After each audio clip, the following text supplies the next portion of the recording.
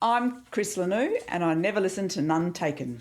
And I'm Steve Lanou, and I've never listened to None Taken either. The following program contains material that is just too cute. Viewer discretion is advised. They could just be my Aussie aunt and uncle. Don't have to have your full government name, but they're probably safe on the other side of the planet. I think they're okay over there, yeah. Dude, it's almost AFL season, man. About to watch these Crows. Ooh. They made it real. They had a great season last year. Gosh, okay, we're not doing Aussie rules football talk at the top of the fucking podcast. Though. We don't even do sports, let alone super niche sports. But I know one person in Nashville that also pays attention to it. Nice. Anyways, I was gifted a gold mine late last week when Mr. Bobby Ferg sent me a meme that I couldn't believe. I just couldn't believe it. There was this meme that talked about how the inventor of the saxophone had been just barely survived his childhood. I didn't believe it. First of all, by the name, I was like, this is a made up name. So what do you think is the name of the person who invented the saxophone? David Sax. Oh. That's a real name. That is a jerk. I was expecting the sax part. I just wasn't. I'm so locked in on who his real name is that I was not prepared for David Sax. The president of the All In podcast. That's the AI czar. And the AI czar, yes. Yeah. And the AI czar. Noted podcaster. Jesus Christ. You know, it turns out a government ran by podcasters is wildly inept. It's Who would have thought so? Who'd have thunk? That you'd think they'd spend more time fighting with XLR cables like we do. You'd think so. Yeah. That was just Middle East. No, it's Adolf Sax. Adolf. Yeah. Oh, I don't which like is that. actually a part of the story. That is a very small wrinkle in this young man's life, but it is one that I will not breeze through too quickly. I didn't believe it when Bobby sent this, and I went to the wiki. Okay. And sure enough, a Belgian inventor, Adolf and Belgians, they don't mix well. Sure enough, an Adolf, well, no, that was World War I, was Belgium. Two kind of, they were kind of just much more briefly. Yeah. Very quickly with World War II. Anyways, Adolf Sax, he was born, let me see, Antoine Joseph. Oh. But he was referred to as Adolf from childhood, which I don't get. I don't understand. But what year was he born? This was 1814, so it's fine. Okay, we're safe. It was totally fine. Yeah. Okay. Yeah. When do you think the saxophone was invented? 1942? I was just checking. Okay. All right. So he was born to a family of instrument designers. So does make sense. That was a thing? There was families of instrument designers. His father and mother were famous for making designs to redesigns. I'm so excited, but I almost said it wrong. I'm so excited for the joke I have planned. His parents were famous for making several changes to the design of the French horn. The Belgians? Which, Alan, is just like a regular horn, except more tongue. Every time. I love it that the Belgians are redesigning French horns too. That's nice. That's true. Yeah. Yeah. As a child, he began making his own instruments at an early age, entering 2 of his flutes and a clarinet into a competition at age 15. So, as you can imagine, he was destined to a life of musical construction. Nope.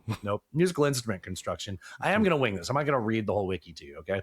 It's pretty good. Here, dude, I hope you're not looking. Are you looking at the wiki? No, I'm not looking at the wiki. Okay, good. His childhood. We need to go to his childhood. Okay. Where's the notes for when childhood? he made the flute and the clarinet? Yeah, there's more about his childhood. Oh, no. All I have is the part. Oh, no. I guess I didn't get prepared for this as much as I thought. So he, here it is. Okay. As a child. Mm-hmm. Okay, here's an understatement. This is how this paragraph starts. Sax faced many brushes with death. Oh. As a child, he once fell from a height of 3 floors. Now, these are European floors. Right. So they're in meters. Yeah. So, he fell from a height of 3 floors and hit his head on a stone and was believed dead. Why am I laughing? Fuck. At the age, no follow up on that. He lived. Just at the age of 3, he drank a bowl of. At the age of 3, he drank a bowl full of acidic water, mistaking it for milk. Jesus Christ, what does milk look and taste like? Just sip, maybe, but just to keep going. Just down it. This is the shit that RFK wants us to have with this raw milk, right? Like stuff that can be easily mistaken for acidic water. Uh-huh. He also swallowed a pen. That's just comma, and he also swallowed a pen. Drank a bowl full of acid, mistaking it for milk, and also swallowed a pen. I don't know if it's at the same time or 2 different times, but it Well, was the acid notable. might have broken down the pen in his stomach, and that might have What been, kind you know, of a pen? good thing. Like a cotter pen? Like a writing instrument? Like what? Like A feather, Writing, a feather. A feather pen. Oh yeah, shit. It was 1800s. Yeah. Tickled. He received serious burns from a gunpowder explosion. What the fuck? Oh! And he fell onto a hot stove. This kid's just, you know, stepping on rakes everywhere. It's not even done. This paragraph keeps going. Remember, it started off, he faced several brushes with death. Yes. Just a few small scandals, almost deaths. Several times he avoided accidental poisoning and asphyxiation from sleeping in a room where varnished furniture was drying. Several times. Several times. How many times are they varnishing furniture? So several times he fell asleep in a room. He accidentally fell asleep in a room where furniture was drying. You can't just make instruments all the time. Sometimes you have to make furniture. To varnish furniture. Yeah. Another time, Sachs was struck on the head by a cobblestone and fell into a river. Also almost dying. Wow. Tell me if I'm wrong. Cobblestones live on the street, right? Yeah, that's what they make the street How did they from. get above a child's head, let alone to a height in which he was knocked in? It's hard to know. And in fact, we have unreliable source marked here as the link in the. So perhaps that one's not true. But he fell into a river. His mother once said, "He's a child condemned to misfortune. He won't live." Wow. He was known locally in the town of Dinant, Belgium. Belgium? Is that what it said? Belgium. He was not Bulgaria. Different. Different. Very different. Very different, yeah. He was known in the town because of his many brushes with death. Because he came from a famous family of instrument makers. So, you know. Right. Well, that's why That's they have that so kid much that furniture. almost always dying. Yeah. Almost exactly what they called him. They called him the ghost child of Dinant. Wow. Yeah. Or Dinant. I don't know how French people talk. Belgian. Probably Flemish. Dude, who the fuck? No, I don't know how Flemish people talk. It's weird. I've heard it. I can't live again. I do my There you hom. Yeah. So he got a job at the Royal Conservatory in Brussels. That sounds like the Norm Macdonald bit about the Institute of Philosophy. Yeah. So he began experimenting with new instrument designs, which led to things that were known as he made improvements to the bass clarinet, which I will give credit to. Bass clarinet's pretty badass. If you aren't familiar with the bass clarinet, it's pretty cool. Kind of looks like a saxophone flute, I would say. I don't know. So he had access to like a foundry or something where they could. I guess so. Okay. He was at the Royal Conservatory of Brussels, Alan. must He have good invented a new set of valved bulges. I don't know why I knew that would make you laugh, though. They're not really used anymore, but they became more successful to his rivals to the forms of sax horns that he created. Sax horns. Yeah. They didn't get into some more stuff that he did, but eventually, as is noted and the name suggests, he did invent the saxophone. But that's not where the story ends. I thought that this was an entertaining story about a man who outlived a very dangerous childhood to somehow leave his mark on creating my very favorite musical instrument, the saxophone. Just that is escape outside death my left reach and right right. Made Yeah. you. Yeah. Pretty cool. Pretty cool. I have two other updates for you. Do tell. During the Crimean War, Sachs made 2 more inventions. First, he designed the saxotonnery, Saxotonnerre.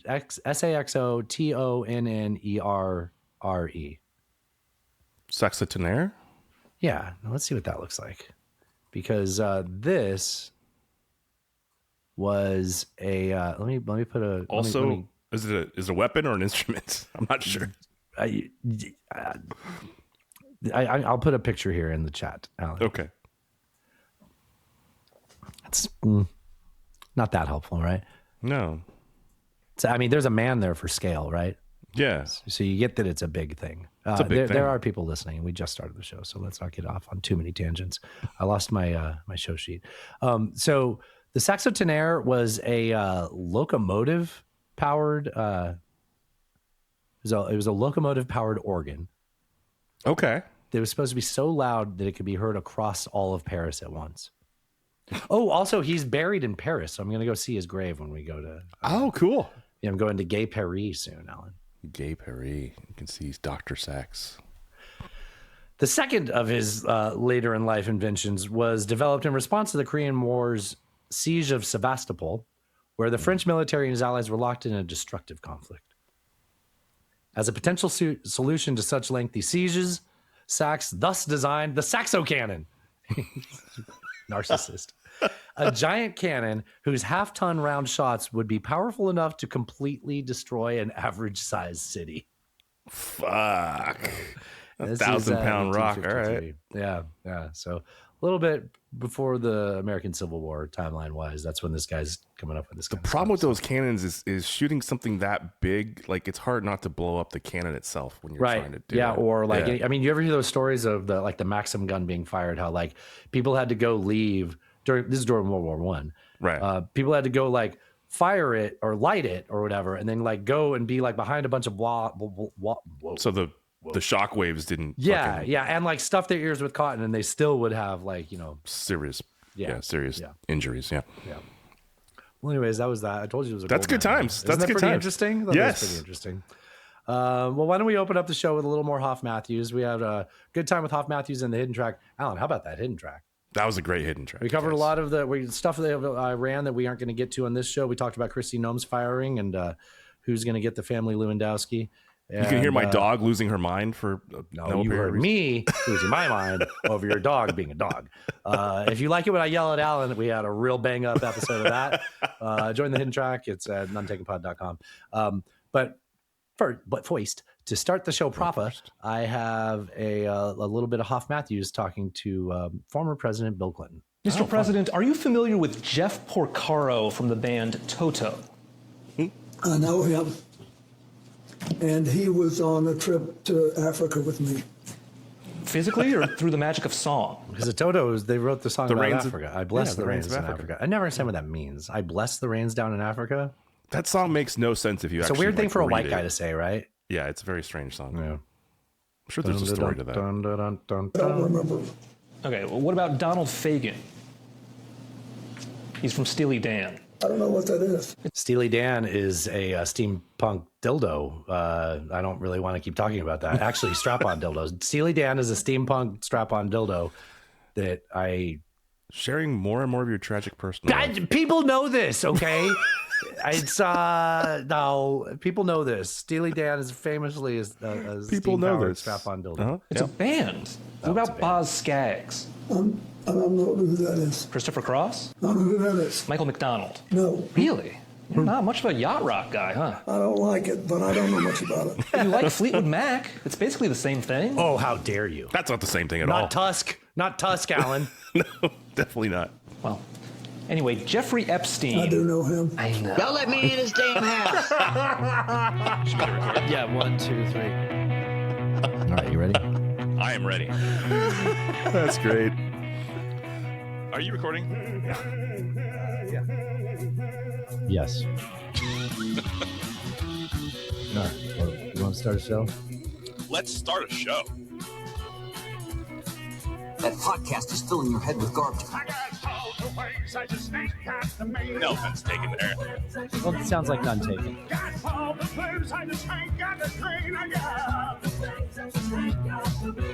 Ask your mama, she'll say the same thing. I got all the ways, I just ain't got the means. Boom!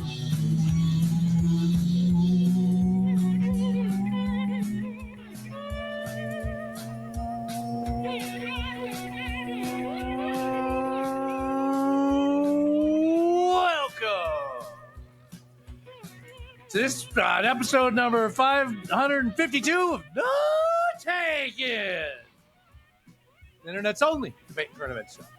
Two political nomads from two different worlds. Shout out to Reverend Payton's Big Damn Band for use of their song Ways and Means for intro music. Thank y'all for joining us. Time of this recording, it is March 10th, 2026. It's a great day for America. We are two coastal elites Here to recap another week of current events and sharing way too much of our tragic personal life. We're just taking a sledgehammer to the culture war echo chambers. Coming to you from the shores of the mighty Cumberland in Madison, Tennessee. I'm your host, Cred. Right over there, about 2,400 miles directly to my northwest, is my good friend, Alan the Nature Boy Smith. Coming to you from Timbertown, Morton, Washington. Please subscribe right now, wherever you're listening to this. Head on over to nonetakenpod.com to do so. You can be a part of the show. People like you, people who have done that already, thank you so much. You're keeping the show going. We got a couple new subscribers last week. It doesn't give me names every time. I see Bob Seska announces the people's names every week. I don't know. Maybe I could go through the work of doing that. Although, maybe you don't want to be. I think I did that once. People were like, you don't need to do that. You don't need to do that. You don't need to hear my name. That's why we got people like Loadmaster. They don't want to be. Or Nameless. And Nameless and Stabby Loadmaster. Joe. Stabby Joe, yeah. Mm-hmm. We got Stabby Joe. We got Kangaroo Joe. Mm-hmm. Sorry. Join the Patreon. Be part of the show. People that join the Patreon, they're the people that are sending in a lot of this content that we're using on the show so much, and we're incredibly grateful for you. I mean this with all sincerity. Like the most rewarding part of this show, other than getting to see my friend twice a week, is the connections that we make from the people that like what we're doing. Hell yeah. I know that radio and podcast are like seen as parasocial relationships, and maybe it makes me a sucker. But I like the parasocial relationships that we create. It's more than that to me. It really is. Obviously, there isn't a time for everybody. So, join the Patreon. We'll actually talk to you. The rest of you plebs, join the Patreon. It's $3. I can be a little bit you could join at any level that you want. We got different levels of price point to meet you on. But what you get when you join the Patreon at nonetaken.horse. Also, at nonetaken.horse, you can join. You get access to the hidden track, where we stayed about an hour and a half this week, somewhere around there. We usually do an hour and a half for this big show and about an hour on the Friday show. And we do extra show, and it's all the news and commentary and comedy that you come to the Untaken for. And it's all available for the low prices, as low as $3. And it keeps the show going. And I think I've said that enough. Absolutely. Head on over to nonetakenpod.com for all your Nontaken needs. Nontaken.horse. Nontaken.horse is also an option if you prefer the .horse domain. Good stuff. It takes over you there. to the same place. It's not like a horse-themed website. No, it's not. Although we are a horse podcast. We have a merch store over there. You can buy shirts and hats and coffee mugs. Cool stuff. Yeah. All the RSS feeds, all the socials, and the most important part, obviously, is the Patreon link. Like Dustin said, you can access the video of every show we do, so you can watch along with us as Dustin plays the videos. I think I might be trying to get the show on YouTube. I've heard that people are having trouble with the podcast player on Patreon, so I will but that's probably a conversation to have off the air. Yeah, let's do that. That's fun. Okay. All right. Also, don't forget, support the people that support us. SlickitsDigital.com for all your SEO and marketing needs. SlickitsDigital.com. And Jeff, Hancock Photography. Yeah. .com. That's one way to say it. Yeah, for all your cock photography needs. Cock photography needs. Jeff Hancock Photography. Code none taken for 20% off. Hell yeah.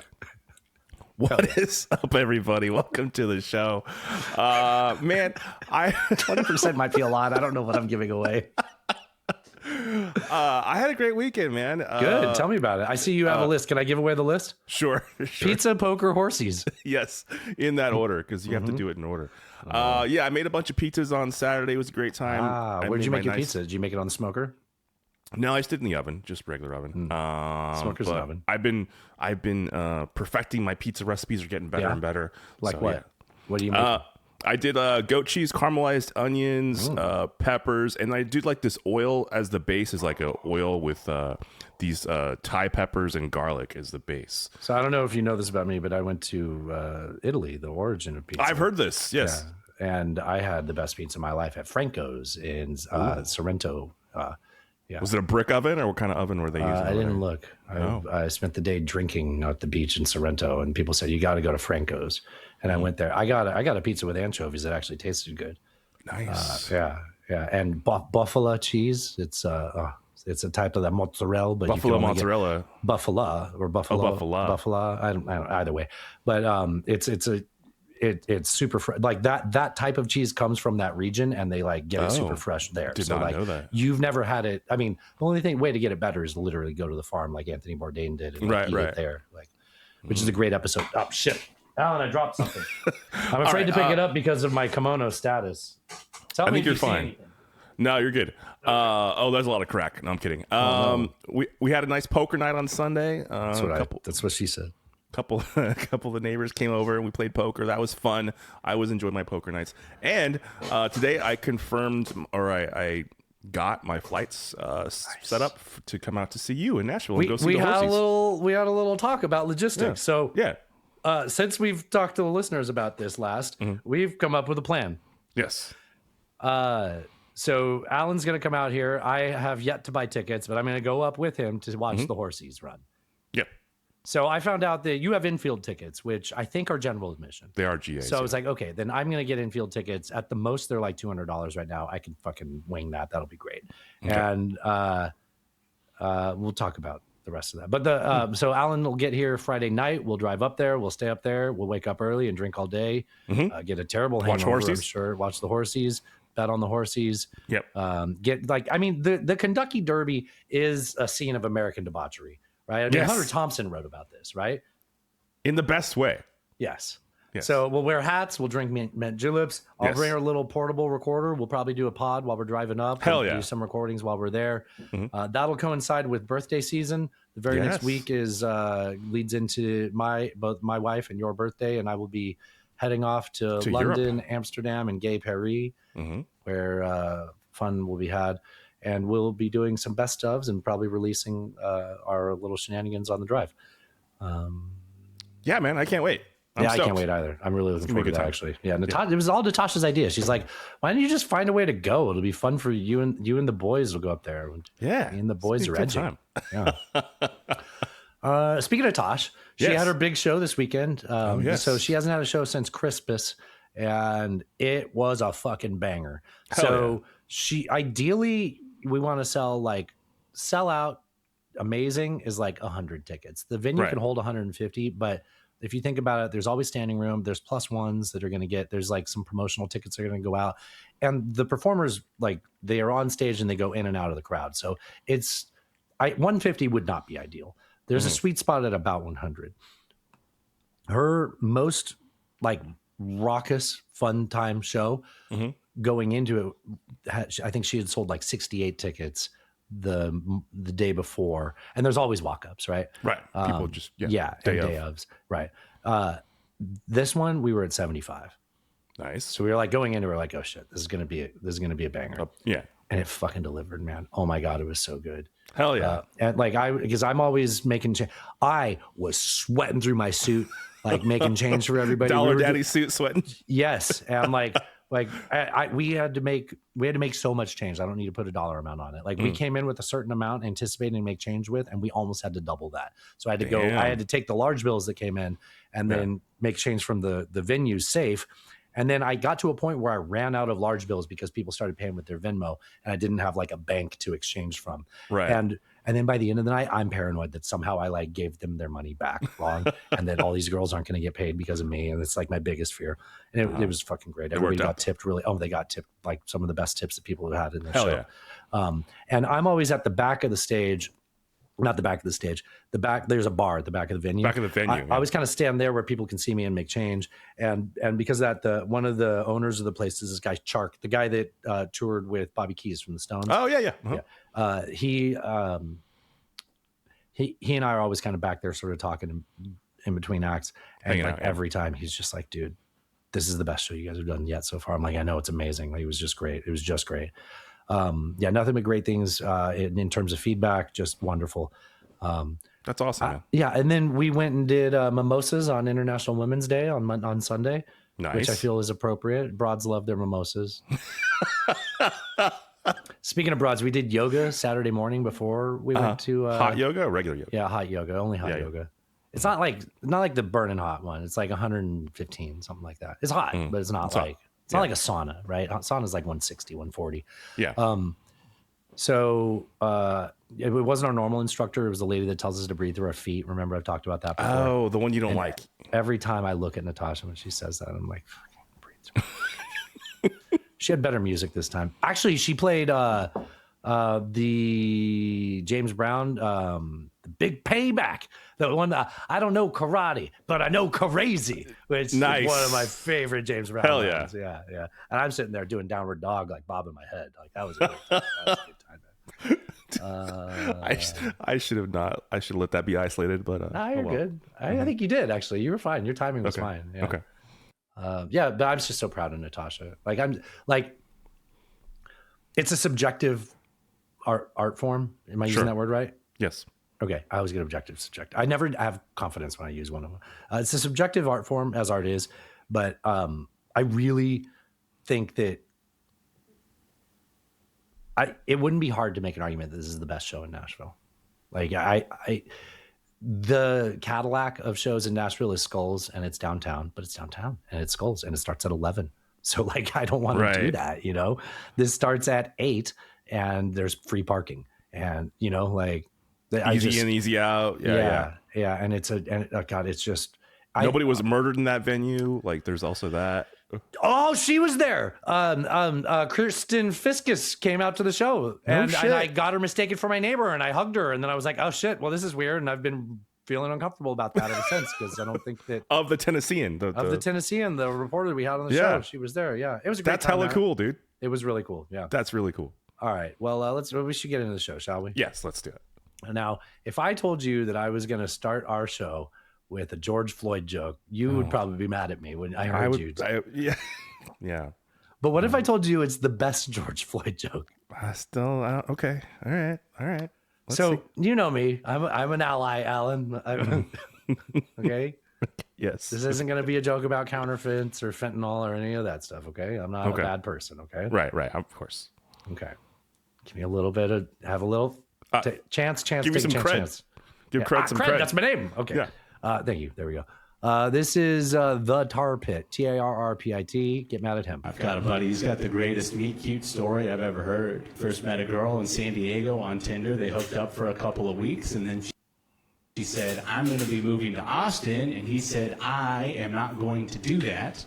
And then they stopped talking to each other. And then George Floyd dies, and they both hate the cops. It was a really emotional moment. They reached out to each other. Hey, are you okay? Rekindled the relationship. He then flew out here to be with her, knocked her up within a couple of weeks, and then proposed to her. I'm like, oh my God, you have a George Floyd baby. That's crazy. You know what? I had to ask him, man, when you proposed, did you get on one knee for 8 minutes and 46 seconds?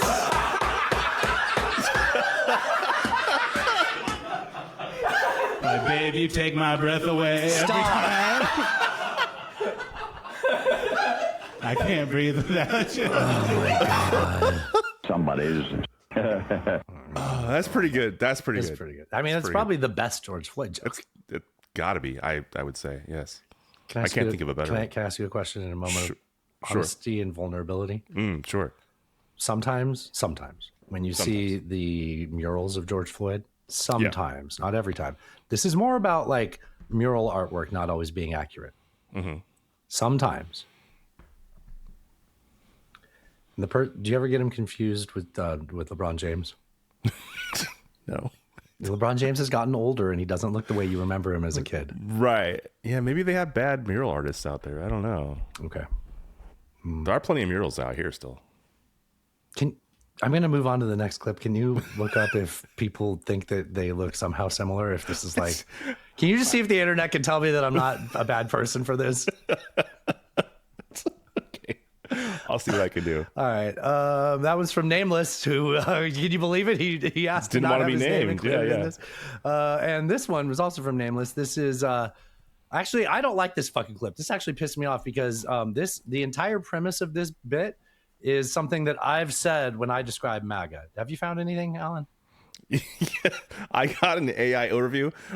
George Floyd and LeBron James are distinct individuals, Dustin, with different physical appearances, and there is no widespread consensus or factual basis suggesting they look alike. God. Is it Great. the nose? Now Is the Gemini nose even thinks I'm similar? racist. Fuck. God damn it. Why did you make me Google these things? I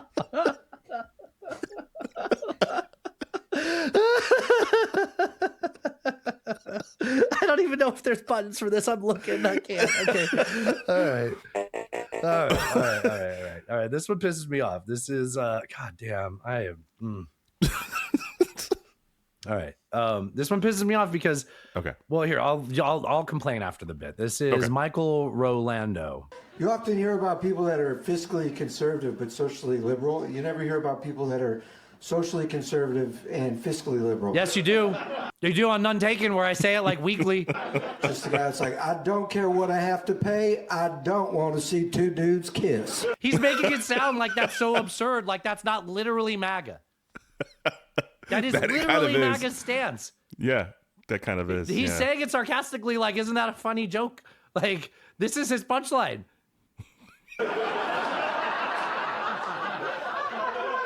I think we need early childhood care because that's when the gay bug will get you. We need these kids taken care of, and we need free school lunches so these boys aren't hungry for cock, okay? It's very important. And the school lunches need to be healthy. We can't have these boys eating hot dogs. No. This is literally RFK. Oh, no. It is certainly a segment of MAGA that is the, yes. No glizzies for the boys, no tacos for the girls. It's very... Chicken nuggets are out. They look like a ball sack. I want nothing but tasty chicken thighs.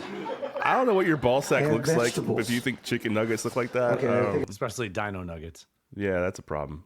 Okay, I think I took that one about See as a far as I proctologist, can. perhaps. It pisses me off. Like, it's not funny. First of all, I've been calling MAGA this for like a year plus now. And two, I don't have a second one. I got myself into a corner here. It's just, that's MAGA. This is MAGA. Yes, certainly part of it, yeah. Thank you. Thank you, Nameless, for sending that in. I think we should move Good job, on to Nameless. How about that? segment so that I don't that. about. Seriously, there's like no, like there isn't any. I'm gonna look for it on my own. I got a Cody Tucker. Thrash sent in a Cody Tucker. Thrash has been in Mexico, and for like the first day of it, he was still in the group chat, like sending us memes and shit, and then being like, "I've had a lot to drink," and we're like. I just picture you at like a beachfront bar looking at Instagram memes and talking to the group chat and smoking a cigar. He's like, you nailed it. That's exactly what I'm doing. And then some time went by and I didn't see him for a while until recently. Yeah. Sounds like he had a good time in Mexico. That's a good time. Hopefully he's still there. Anyways, here's a Cody Tucker bit. Did you know that I did not, in fact, know, although it is Mexico related because it's about Santa Ana. Following Mexican General Santa Anna's defeat and loss of Texas, he was exiled and for a time lived in Staten Island, New York. He brought with him to Staten Island thousands of pounds of chicle resin, which could be used to make rubber. He hoped to sell this resin to businessmen in New York, make a ton of money, and head back to Mexico. The only problem is that none of these businessmen were interested. His aide, a man named Thomas Adams, noticed that Santa Anna would often chew on pieces of the chicle resin, so Adams decided to buy thousands of pounds of resin from Santa Anna. Adams immediately began flavoring it and began selling it as the first flavored chewing gum, Adams gum. Chiclets. Oh, Chiclets, Alan. But isn't that Adams brand Chiclets? I think I've never heard of Adams brand Chiclets in my life. Yeah, Chuli's gum. Chuli's gum instead of cigarettes, Dustin. Chuli's gum. What is that? That's from Clerks. Oh yeah, that's funny. Well, here's what I think of when I think of Chiclets, because I grew up in San Diego. I think of walking across, because my parents never drove down there.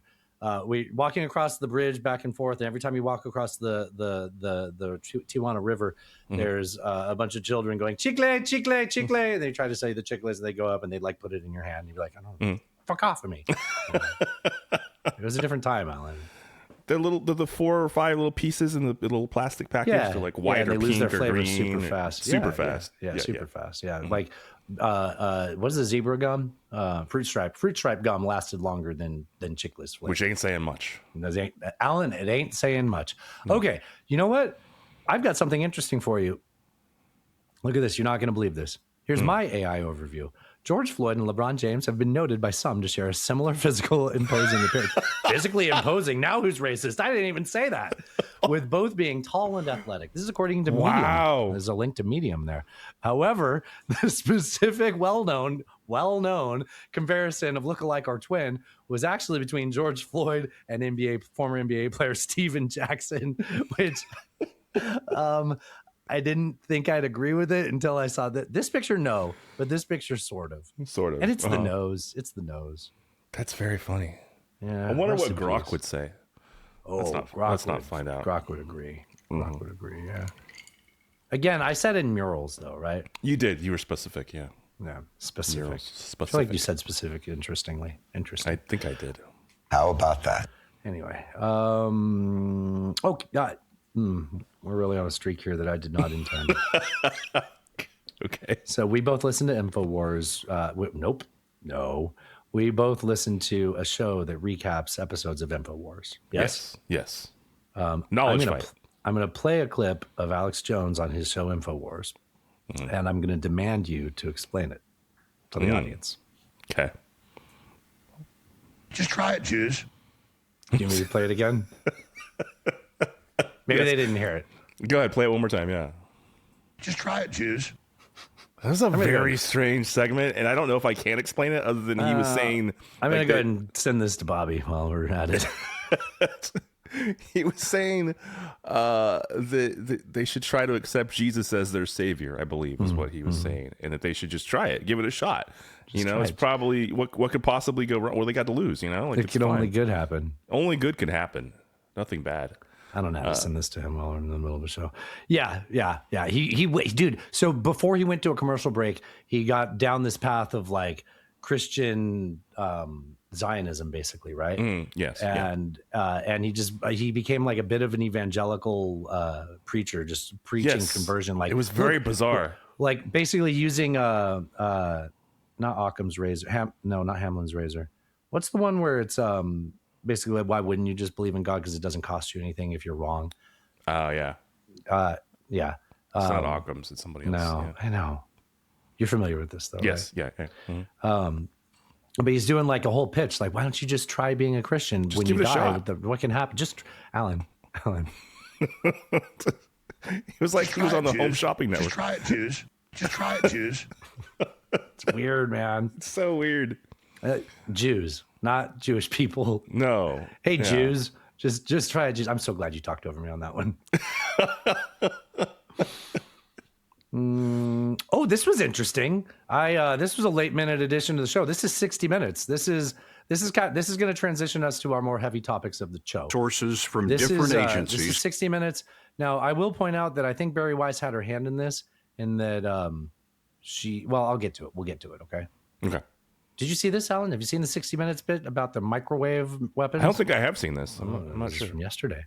Okay. 3 independent sources from different agencies tell us that undercover Homeland Security agents purchased a miniaturized microwave weapon from a complex Russian criminal network. It's classified, we didn't see it, but it has been described to us. We are told it doesn't look anything like a gun. It's designed to be concealed and small enough to be carried by a person. It is silent and doesn't create heat like a microwave oven. Our sources say the device... It's silent, but deadly. Is I'm sorry. Now, also, whenever he says microwave oven, do you hear the Dire Straits song? Yes, I do. We got to move these refrigerators. Like a microwave oven. Our sources say the device is... Hey, say the part of the song about the guy with the airplane, Alan. The guy with the airplane? Oh, you don't remember it? I don't remember that part. Yeah, that's his own hair. No? Oh. The guy with the earring and the makeup? I thought it was the bleach blonde. No. No, different one. Okay. No. Programmable for... Let's rewind it. ...enough to be carried by a person. It is silent and doesn't create heat like a microwave oven. Our sources say the device is programmable for different scenarios and can be operated by remote control. The range of the beam is several hundred feet. It can penetrate windows and drywall. The vital components were made in Russia. Our sources say the key is not the hardware, but the software. Let's just take a quick little diversion to this screen here. I'm going to have you read these lyrics out. Do you need me to zoom in? Yes, please. Okay, how's that? We got to install microwave ovens, custom kitchen deliveries. We got to move these refrigerators. We got to move these colored TVs. See the little F word with the earring and the makeup. I thought I was going to get you. I forgot about that part. Yeah. I think that segment gets cut out from the radio edit awful lot. I think it's the reason why Sting is uncredited on this song. Because Sting's the iconic voice in that, right? I want my... I think so, yeah. Well, I know so. He was like a studio musician or something. Yeah, I'm not sure. There was a story about that, actually, but yeah. So we'd heard some rumors. Rumbling about this with the Havana syndrome stuff, right? I don't think this is that. This is not that. This is another thing. We got a little bit more, okay? I'm done interrupting. Let's go back. Ready? Ready. Our sources say the key is not the hardware, but the software. The programming shapes a unique electromagnetic wave that rises and falls abruptly and pulses rapidly. Pulsed microwave radiation. Just what Dr. David Relman's investigations predicted. You can see the foundation, right? Like, this makeup is bad. Like, he wouldn't talk about classified information in our interview, but his research found that Russian scientists had been perfecting the concept for decades. And what the Russians spoke about was the importance of the energy being pulsed in order to have biological effects on humans. Doesn't it seem hard to believe that the Russians would work on this and that we wouldn't do it in secret and not talk about it? Like that, the fact that we have to go buy it from the Russians surprises me when it comes to like my perspective of our shady ass government. Yes, I 100%. I agree with that. In a word, yes. Yeah.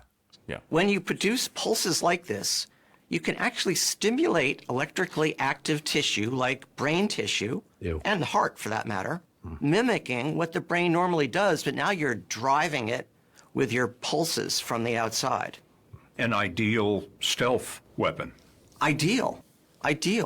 Because literally the person feels as if this is in my head. Our confidential sources tell us the still classified weapon has been tested in a U.S. military lab for more than a year. Tests on rats and sheep show injuries consistent with those seen in humans. Okay, there's something missing there where they talk about the injuries seen in humans, right? Is it 5G, Alan? They're talking about 5G? No, but this is related to the Havana syndrome stuff. This is exactly the same thing. I think this is a different thing.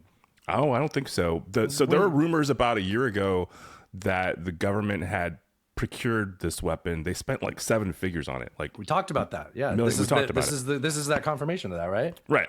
And there was this is what Trump calls the discombobulator, right? Right. Yes. They sat him down and they described it to him, and at some point, probably somebody said discombobulates people, and he's like, "Got it." Do you think like spy versus spy? Does that pop in your head when you think about this, or is that just me? Yeah, okay. A little bit. So there were rumors that there was some Russian technology in it, but not.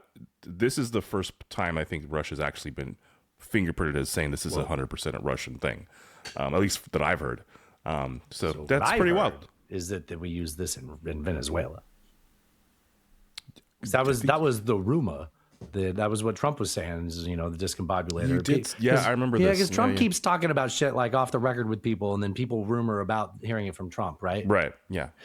The rumor is that those the guards vomited blood and passed out. Like it's not the same thing as Havana syndrome to me, from what I'm hearing on this. Or we dialed it up a little bit, right? Like the Havana syndrome was a nuisance, more so. But like the way they talked about that is like you could like fry a brain or cause someone to have like a cardiac event. Yeah, well, some of that happened in the Havana syndromes as well. But I think that he talked about the software being the most important part, being able to control that wave. Right. So maybe they have a better handle on what they're doing with it. Right. I see what you mean. Yeah. Yeah. Well, do you notice how they didn't mention Venezuela in that story, though? I did notice that. I get the feeling that Barry Weiss didn't get approval from the admin. Ah, that would make sense. By the way, Barry Weiss, it's spelled B-A-R-I, right? Yes. Did you know Barry? Do you know what that's short for? No. Bobby already knows where I'm going with this. What is it? It's short for Baritone Weiss. Baritone Weiss. Yeah. I didn't. Our full name is Baritone Weiss. Like the saxophone. Yes, like the saxophone or the singer. There's a shortage of tenor men, Alan. You know what? I did hear that. That was in The Economist, wasn't it? Yeah, that was kind of weird. They spent that much time on that. Yeah, it was actually more interesting.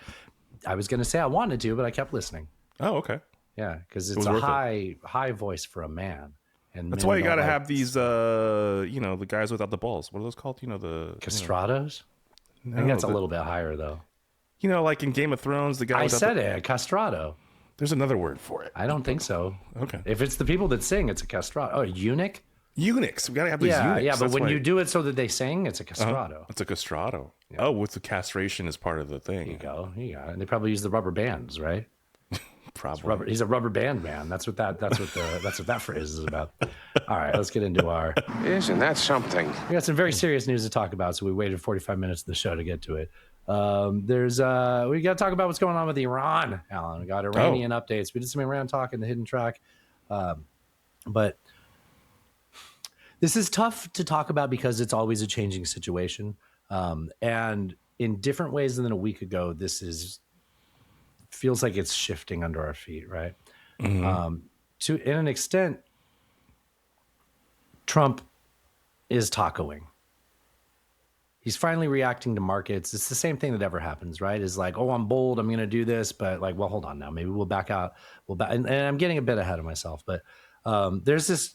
I feel like there should be at least a perception of indecision from the Trump administration, and they're portraying strength, which is interesting to voters. But like, if you're an adversary, I think it's pretty transparent how it looks, right? Now, maybe that doesn't matter because our military might can outmatch them. But say that to a bunch of Iraqis living in the sand, how that lasted for 10 years, or Afghanis, or yeah, right. So I think that a good place to start on this is the fact that the administration has started to do what we were doing last week, where they compared this to the Venezuela strategy, right? Now, at the time, they didn't want to do that, but it seems very obvious that's what they want to do. They want to have leadership change, but the regime stays. Now, they didn't want to commit to that because Trump was saying so much as like, it's going to be building a new country. And also, how are you going to justify going to war because of how they treated their people, but then keep the regime that treated their people and change the person at the top? Like it's inconsistent with anybody who applies any logic to it, which luckily doesn't matter if you're in a cult, but this doesn't fit. Comparing it to Venezuela, one, it's not the same type of country. It's on the other side of the planet. Everything in Venezuela was kind of set up to finally be successful once you don't have some idiot ruining an economy. This doesn't fit their stated war aims. Oh, just kidding. There were never stated war aims. Yeah, there was no entry plan. Right.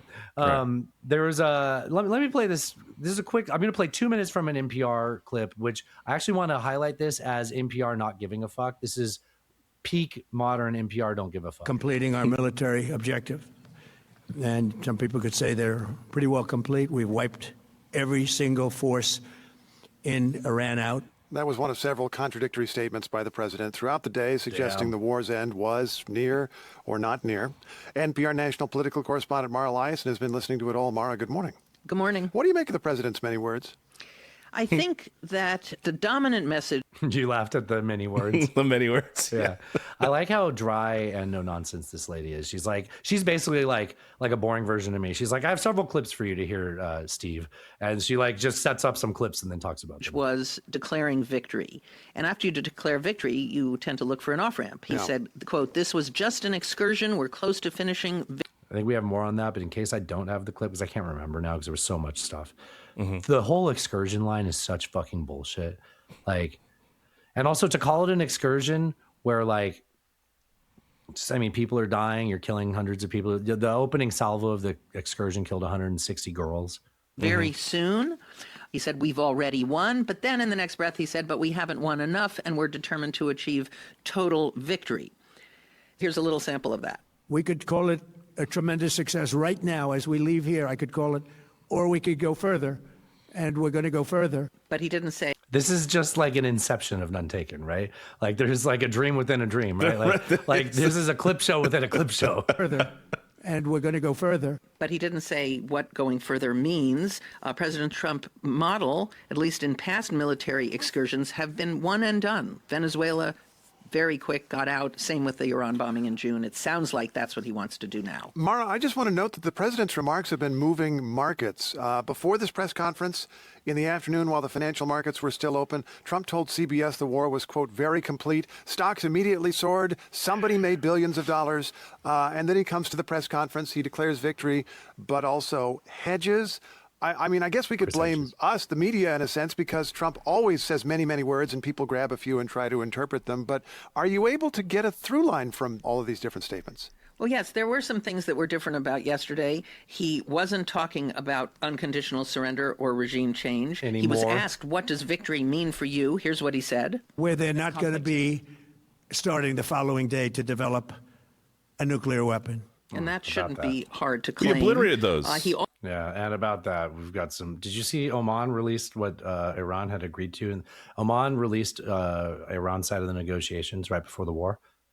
I plan to talk about that later. I'll wait, but just about that. Also talked about having, instead of regime change, having an internal candidate that he would approve to be Iran's new leader. And he compared it to Venezuela. He said the Venezuela model has worked really well. In other words, leave the regime in place, but the leader changes. Now, okay, I'll stop it there because that was 2 months ago. So like saying it worked really well is like, I got 2 months of data. Might as well just like assume that'll go on autopilot. Like never have to come back from that. Also, after this, he tweeted that like if they do anything to the Strait of Hormuz, that we're going to strike them 20 times higher, 20 times harder than anything we've done before. 20 times, which pretty soon. Very specific. It is weird to be like, it'll be 20 times. And he said he pledged to rain fire down upon them. Did you see this Troth Central? I did. Death and fire, I believe. Yeah. But did you see how he spelled rain? Oh, no, I don't think I noticed that part. R-E-I-G-N, which I'm pretty sure it's rain, right? It's R-A-I-N. R-A-I-N, yeah. It made me doubt it. I had to double check that maybe I wasn't like having a little moment there. Berenstein. No, it's rain. So I don't like that the president that wants to be a king is misspeaking rain for rain. He's like, it's the rain that I like. Like, right. Rain, No, we don't like that. Okay. Don't like that at all. So mission accomplished was no, not mission accomplished. It's basically okay. I think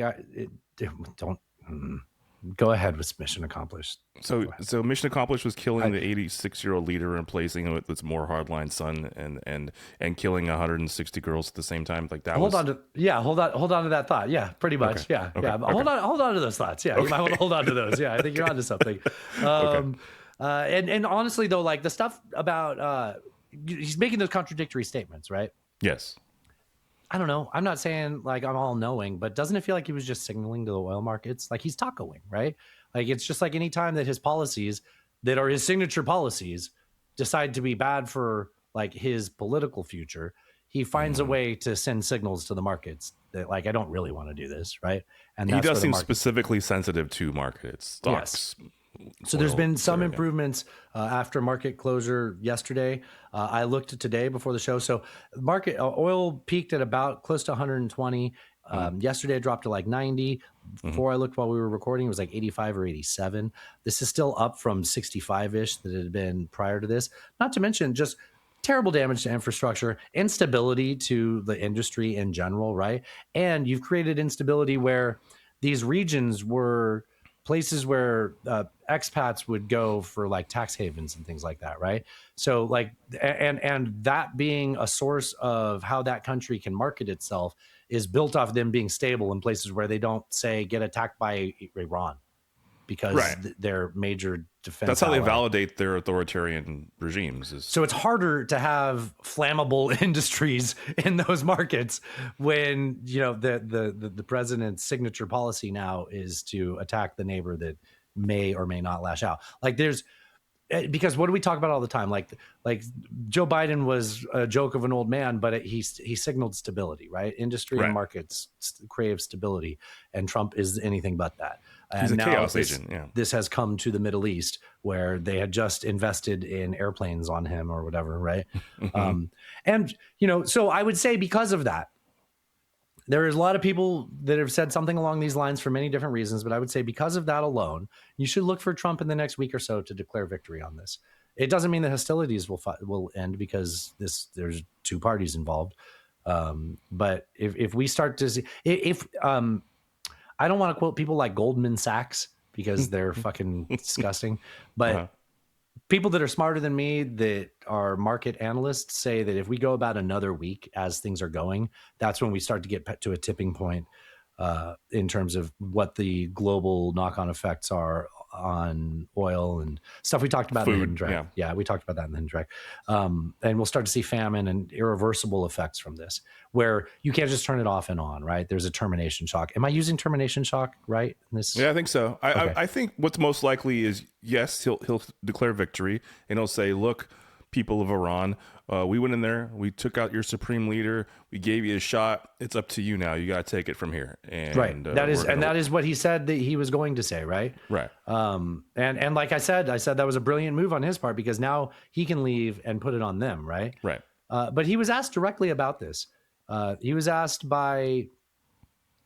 So just to be clear on the timeline, because this stuff is very confusing and it involves people talking out of both sides of their mouth. So. He says the war is very complete. We just talked about that on the NPR clip, right? And then Pete Hegseth said this is just the beginning. And this was like on Sunday, right? So then or maybe it was Monday morning, Pete said I think it was Sunday, yeah. And then on Monday, he was doing a press meeting and he was asked. Yeah, please. Thank you. Mr. President, you've said the war is, quote, very complete, but your defense secretary says this is just the beginning. So which is it, and how long should Americans be prepared Well, I think for you could this war say to it last both. for? Oh, you can say both. Both. How? What? You can't. It's complete and also the beginning. I just. How should Americans be Well, prepared I think for you this could war say to it last both. for? Just this is the world this man occupies, right? Well, you can say both. Why can't I have everything? Why don't I get both? This is the superposition of war here is what we got going on. This is there's a cat in a trunk somewhere. I don't know. The Iranian superposition. Yeah. I like that. It's the beginning of building a new country, but they have no Navy, they have no Air Force, they have no anti-aircraft equipment. It's all been blown up. They have no radar, they have no telecommunications, and they have no leadership. See, the problem is, Alan, well, hold on. It's all gone. So, you could look at that statement. We could call it a tremendous success right now as we leave here. I could call it, there's a or butt we coming. could go further. And Because the thing is, they ran out of targets, but they didn't run out of bombs. we're going to go That's further. a problem. But Right there. go further. Yeah. And we're going to go further. So wait, right there. Hold on. Let me play that last part of this. I could call it a tremendous success right now as we leave here. I could call it, or we could go further. And we're going to go further. But this is the same person that earlier had said that they're done, right? That they're wrapping up. It was a complete. It was a success, right? Which leads us to this morning, unless you have something. Well, I'm sure they can ask Claude for more targets, is what I would say. Which leads us to this morning, where Secretary of Defense Pete Hegseth, look at that fucking haircut. This is after this back and forth I've been describing, right? Yes. So the president says, "Hey guys, you're kind of freaking out. Like, let's settle down the markets." And then Hegseth is like, "Nah, actually, it's we're gonna keep fighting." And then he gets asked to clarify that, and he's like, "Well, it could be both, like the superposition, as Alan described." You would think sometime between that inconsistency and Trump trying to fix it, there would be a conversation with one of the 10 people you talk to every day. Yeah. Where you tell him not to say this, but he said this the very next morning. For example, today will be yet again our most intense day of strikes inside Iran. What? The most fighters, the most bombers, the most strikes. Intelligence more refined. Does it sound like he's selling cars? Like, if you get down here right now, I can put you in a Kia. Most strikes. Intelligence. We got the most strikes, the most intelligence, the most fighters deep inside Iran. The most Come on bombs. down here to 6969 Tehran Avenue. More refined and better than ever. So that's on one hand. On the other hand, better. The last 24 hours have seen Iran fire the lowest number of missiles they've been capable of firing. Then why would today be the most? Yeah, what's also the lowest that they've been capable of doesn't mean that they're gone. It just means that they're like reserving them to draw you into their war. Right. Yeah. Just the bifurcation, just the trend lines that we talked about on our first briefing. Bifurcation. That's a big Bifurcation. word, We don't do no bifurcation here in Tennessee. That's illegal. Bisexicles. We got laws for that. Yeah, we do. I don't appreciate the way you say it, Alan. Okay. Natasha sent me this list of like how to say things in England so that you sound more like you're from there. And it was just a bunch of things that if I say them, I sound more Southern, like reckon to or something like that. Like blimey. Yeah. It said instead of saying I think, say I reckon. I'm like, yeah, I say reckon. Like I'm sure it's reckon, but you know, anyway. You gotta say bloody, I think. Blimey, I heard you. God. Anyway, speaking of the Department of War, there's a little bit of a semantic game that's been going on. This was a little bit more of a story towards the end of last week, but I don't think it got the press it deserved. Like the Department of Defense chose to change its name to the Department of War. Right. And then it started a war. Right. Without war being declared because they didn't involve Congress. It was a special military operation. Right. Yeah. So now Congress is being asked about it, and Big Mike, the leader of Congress, has an opportunity to either say we condemn this because we didn't declare war. Right. But at minimum, he has to deal with the fact that it's the Department of War. Well, we just had an important series of votes on the House floor. As you know, the War Powers Resolution failed. So it's not a war. That is the right result. We are not at war. We have no intention of being at war. The President and the Department of Defense have made this very clear. The Department of War has made it very clear.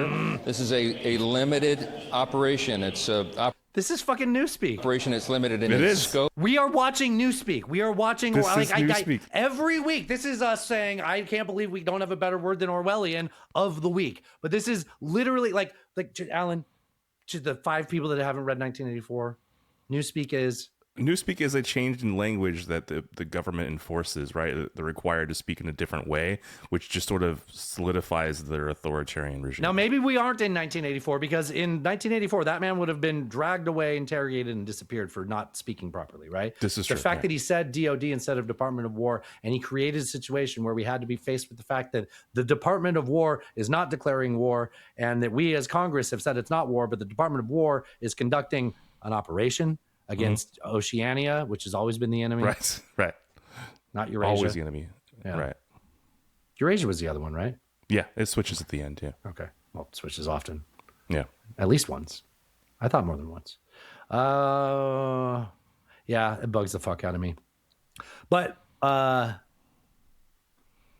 he sent those red cows over there, I think, so we're okay. You know, it's funny you say that. When he starts like nitpicking at language like that, it makes me want to replace grammar Nazi with grammar Zionist. Like, look at this fucking grammar Zionist. Yeah. Now you're laughing. I don't know if you're supposed to be laughing at that. It's funny. Do you think there was a time where grammar Nazi really had a punch to it? Oh, sure. Yeah. Like in the like the 70s or something? I don't think they even used that term back then, probably. But like, I feel like the first time someone said grammar Nazi, people were like, dude, bro, too soon, right? Wasn't it after like Soup Nazi on Might Seinfeld? be. I don't know, Yeah. but I've been calling people that call me anti-Semitic for saying something slightly wrong online, grammar Zionists, and you would probably not be surprised with how much it triggers them.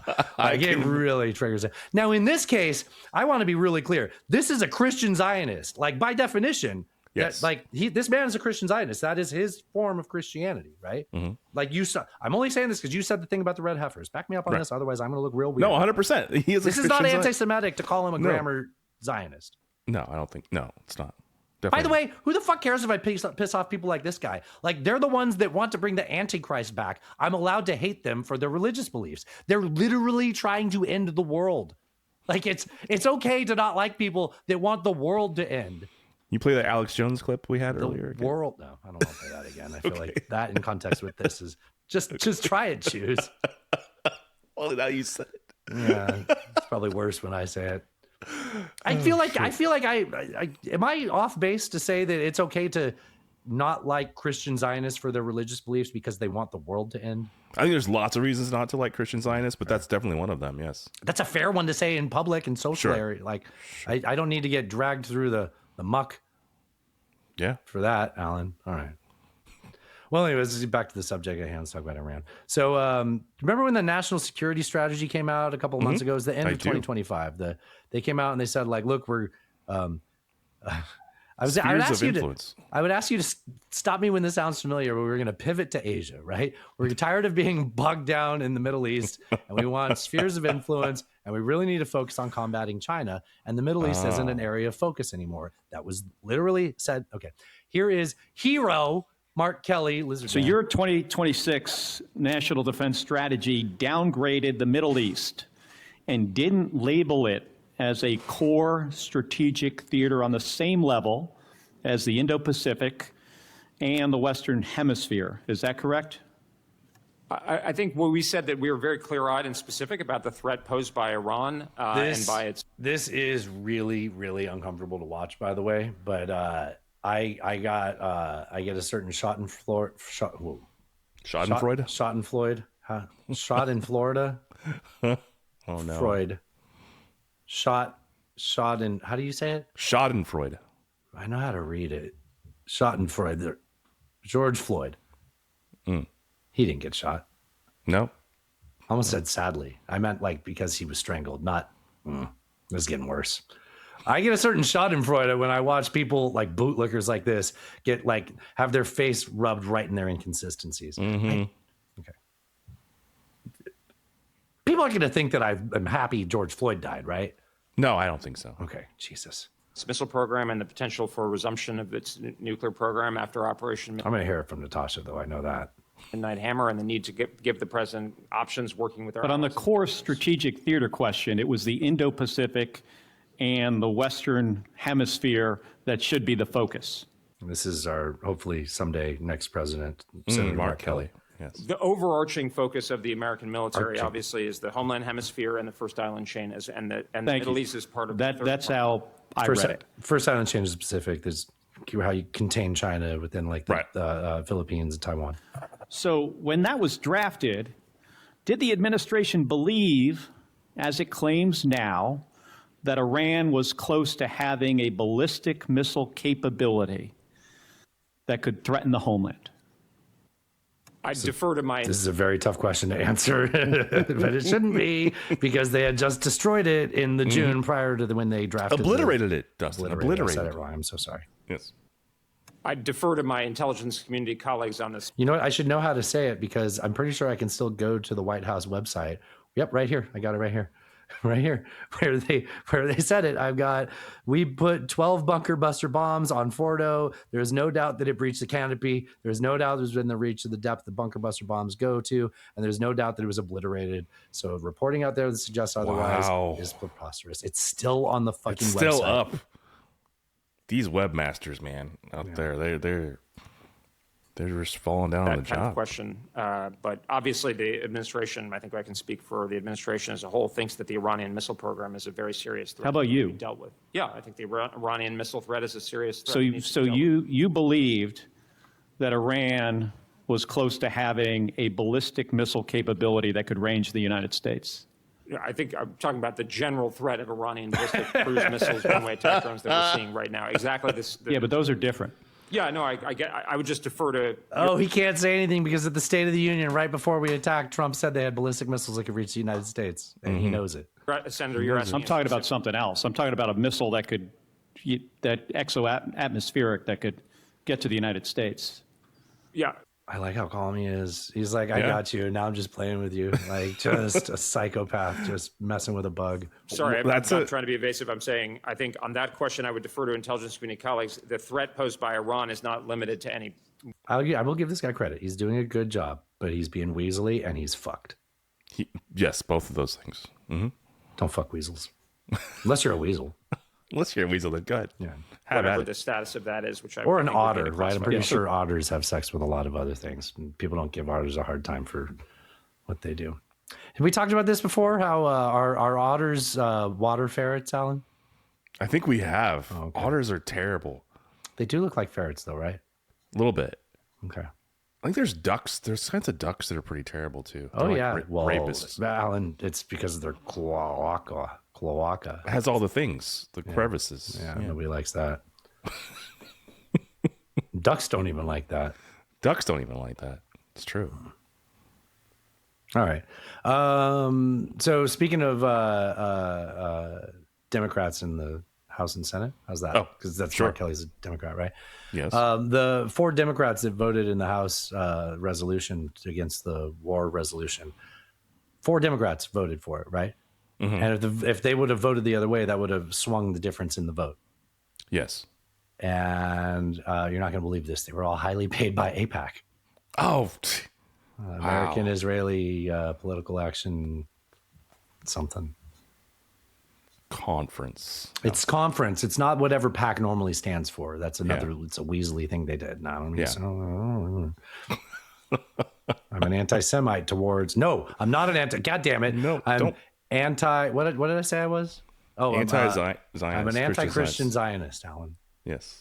I feel like that's a safe place to be. I think it's a reasonable position.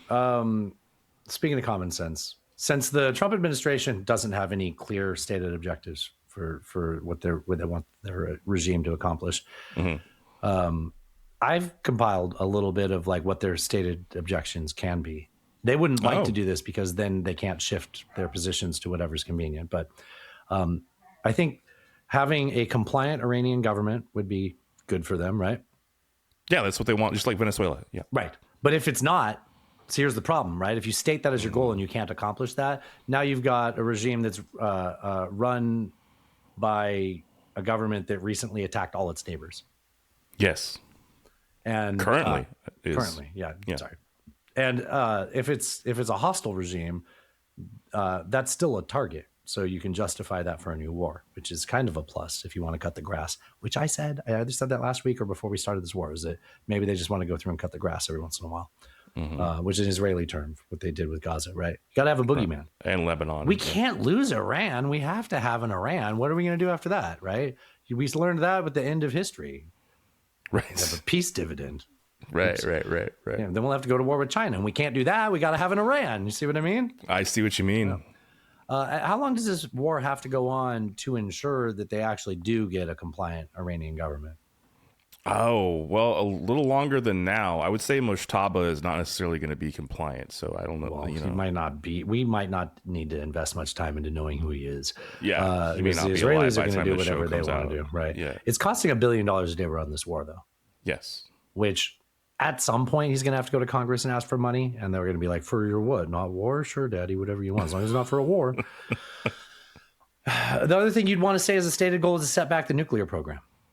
Oh, but that was already obliterated, Dustin. It's already obliterated. But, Alan, there are 400 kilograms of enriched uranium buried underground somewhere, and someone can get a hold of that, and we need to go in there and make sure we get them, which does lead to boots on the ground, but we'll come back to boots on the ground a little bit later. But that's a head start on 10 to 12 nukes. Whether you want to treat that seriously or not, I mean, that is not nothing.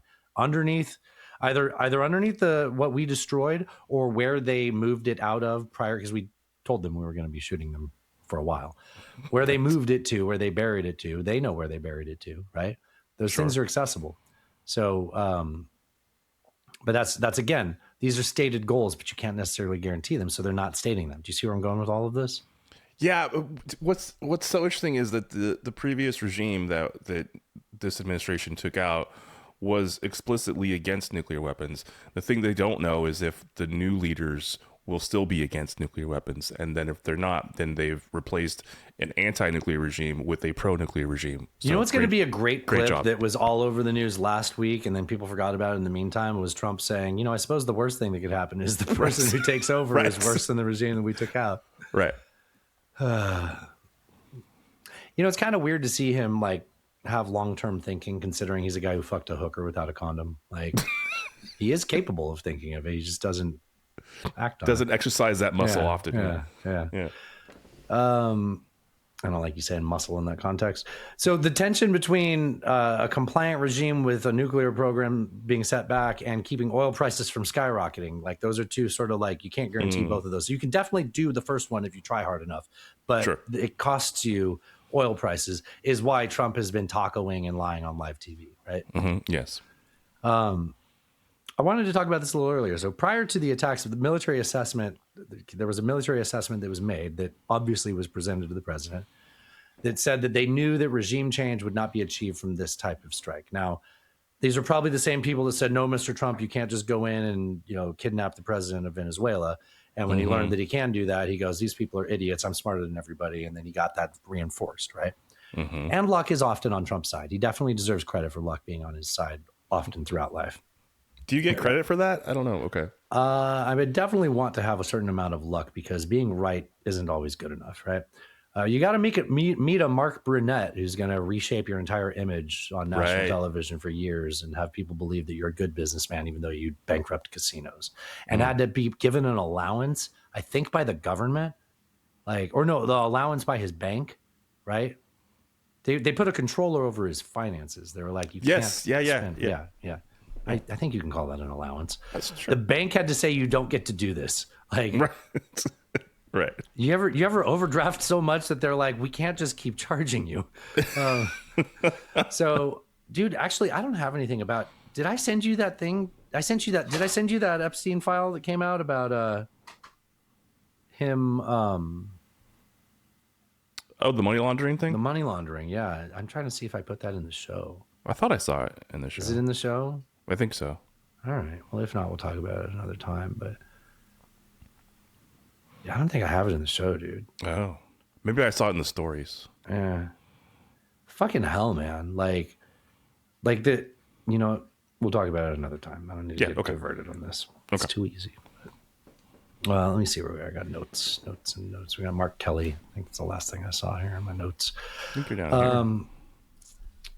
So I was talking about prior to the attacks that military assessment said that you wouldn't get regime change by this type of strike. And I think we played a clip from before the war where it was, experts on this and people that, work at think tanks and advise. And they were like, look, there is no history of these types of things having actual effect of regime change. And fine, I think the takeaway from that was you're more effective trying to change hearts and minds, and doing that's a little bit harder process. And we've maybe exhausted our patience on that. Anyway, another thing that happened, a consequence of our attacks is that Iran's missiles and drones have been diminished a lot.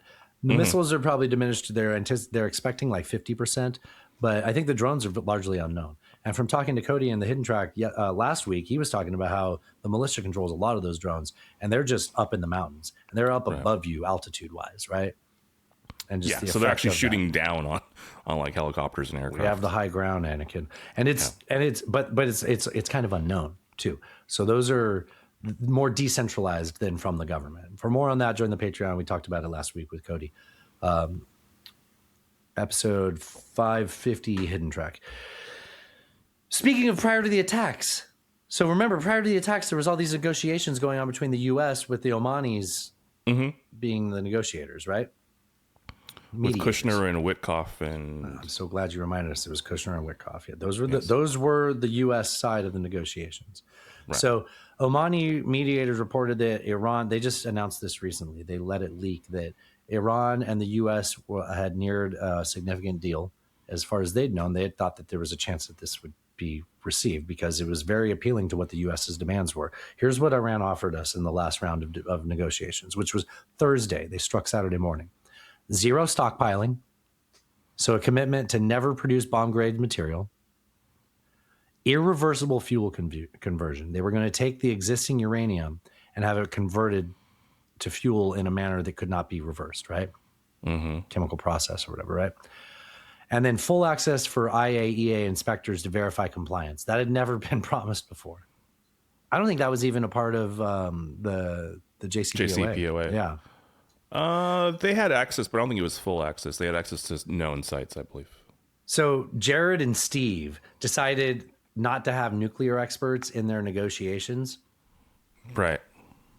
And so because of this, with not having nuclear experts, when they were presented the 7-page document by the Iranians, they had seen that there was 20% enrichment that was still allowed. And they decided 20% was too much and they didn't accept the offer. 20%.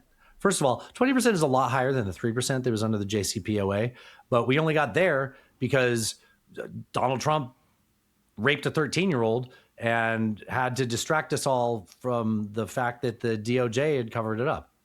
You didn't see me going there, did you? No, I didn't see you on there. So you're telling me that Jared Kushner, the president's son-in-law, who has essentially no experience in negotiating these kinds of but deals. Steve Witkoff was there. Also, his real estate guy. Not experienced in this. Couldn't figure out how to negotiate a peace deal that took the Obama administration 2 years to create the JCPOA, to negotiate to that. They couldn't do it in like 2 weeks successfully. How strange. Strange. Now, does this sound like Donald Trump starting to blame people in case things don't break the way he wants them to? Of course. The situation was very quickly approaching the point of no return, and the United States found it intolerable, in my opinion, based on what Steve and Jared and Pete and others were telling me. Marco, so involved. Steve and Jared and Pete and Marco, Zinger and Ding Dong and Tucker and Brad. I thought that they were going to attack us. I thought they would. If we didn't do this at the time we did it, I think they had in mind to attack us. And I just need to point this out so much. Like, we are here because the president got told by his son-in-law and his real estate advisor, lawyer, that the situation, and Trump said that I thought that they were going to attack us. I thought they would, if we didn't. So he thought that they were going to attack us, or if he's being real honest, he thought Israel was going to attack, which would mean they were going to attack us. So I thought that Israel would do a preemptive strike. So we did a preemptive strike to prevent them, all based off what? Because you got 90% of the negotiations. Attack us with what exactly? We already talked about the missiles. That's a great point. That's a great point. They don't have anything. Yeah. I mean, they've certainly been attacking since then, and we seem to be okay, right? Yeah. A little update on human cost on this. So Trump could have said this.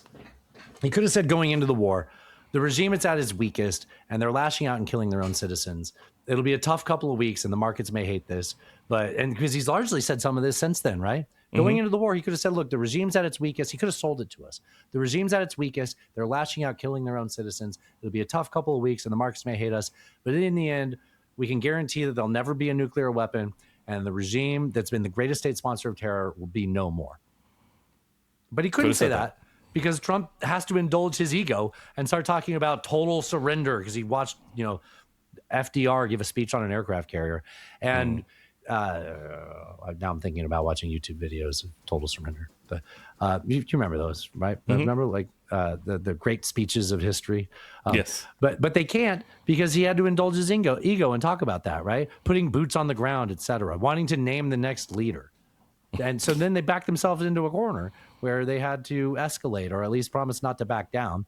And even if we get the best outcome from this, it'll just be a matter of time until all of this unrest makes this region more volatile than it ever was, and we'll be back in the Middle East again. Even in the best outcome, right? Even in the best outcome, the knock-on effects of all the poverty, all the effects, all the immigration, the migration, right? All of that is going to create a situation where we'll be back in the Middle East again because of this.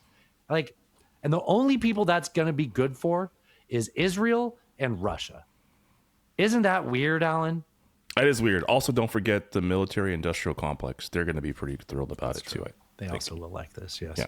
So let's talk a little bit about the cost for this war. There's been some attacks by us and Israel on desalination plants. Now, my understanding is the ones that were struck only take care of like 3% of Iran's water supply. When Iran's getting no water, I think 3% is kind of a big amount, but that's not how percentages work. The region itself does a lot of desalination to get their water, and taking out that infrastructure is borderline a war crime because it is like you're affecting the population in a sense, right? Yeah. But there's been more of a cost than just the 7 servicemen, 8 I think now total that have passed away. There have been injuries as well. Here's Preston Stew talking about that. So the Pentagon just announced that 140 service members have so far been wounded during the war with Iran. That is a pretty significant jump from the last public statement, where I believe it was 15 to 18 about a week ago. Now, 140 servicemen, that's almost one for every child we killed at that girls' school, Alan. Oh. We did that double tap on the school. Yeah. One of the wrinkles in that story that I didn't know until more recently was that It wasn't just the kids that died there or the school workers that died there. It was parents that rushed to the scene, and then the second struck and killed them too. I don't know where we learned that from.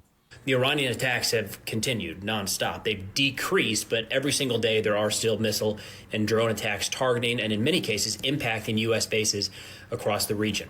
Chief Pentagon spokesperson Sean Parnell, in a statement a few moments ago, said, quote, "Since the start of Operation Epic Fury, approximately 140 U.S. service members have so far been wounded over 10 days of sustained attacks. The vast majority of these injuries have been minor, and 108 service members have minor, like the children we killed, already returned to duty." He said 8 service members remain listed as severely injured and are receiving the highest level of medical care. Now, on top of this, we have 7 U.S. service members confirmed killed from the Iranian attacks. An 8th was a National Guard member that died while deployed to the Middle East. The last I heard was that was medical complications unrelated to the ongoing war. But so 7 killed in action from enemy fire, and then 140 now confirmed wounded. All right. There's been an update on that. Let's talk about the girls' school. Okay. So the U.S. is, as much as you can say, undoubtedly responsible for that. Yes. Israel wasn't operating there. Israel wasn't operating there, and I don't think I'm jumping ahead to say that it was obvious from footage of it, frame-by-frame footage of it, from, I think, reliable sources, that it was a Tomahawk that struck that. And I think, like, we have Tomahawks, Japan and Australia have Tomahawks, so maybe it was Japan. Dear Mr. Japan, why did you do this? Yeah, I don't think so. Okay, probably not. You're right. Thing is, we did it and we should have known better, and we did it anyways. So the excuse is the maps, right? Have you heard this excuse? I talk a lot. Yeah. It was connected to a previous IRGC base, and then they had separated. There was a fence, and they'd separated that off to be its own school. And the current map, you could see that there was, like a soccer field, clearly or a track barrier or something like that. There was a mural on the wall with apples and George Floyd? Carrots. Oh. No, like crayons, and it was clearly an elementary school. Like, it was obvious. So if we give the military an excuse, it's that they hadn't updated their maps, which honestly, dude, I think the thing that's at the core of this, they can't talk about because it goes with the other story that's in the news. I think they use their AI, and their AI was trained on prior data. That would make perfect sense. I mean, at a minimum, like, Donald Trump and Pete Hegseth like to live in this world where you can do these types of surgical strikes, but there is mistakes that are made when you go to war. When you become violent, mistakes have violent and catastrophic outcomes. Whereas when you choose not to go down a path of violence, you don't have to worry about those things, right? But you have to consider them before you deploy your violent machine, your killing machines, right? And if you handle this right, this is tragic, and you don't get forgiveness, but you get an understanding that, yeah, war is messy and it's disgusting, and the people that wish you didn't do that, we're always going to not forgive you for doing that. But the people that understand that war is war will say, God damn, it's a tragedy that happened. These are the things that happen when you go to war. Like, yeah, it feels. Do you get what I'm saying? Like, I'm never going to be happy with that, but I'm that first group that was never going to forgive them for doing it in the first place, right? Yeah. I mean, it feels to me like, especially the way that you hear people like Hegseth and Trump talk about. Oh, I have clips. Well, no, actually, talk about it was. I'm sorry. Just the only thing I'm going to talk about is the reporter that pressed him yesterday. So talk about like Air Force One and that weird exchange with him and Trump on Air Force One. You saw that, right?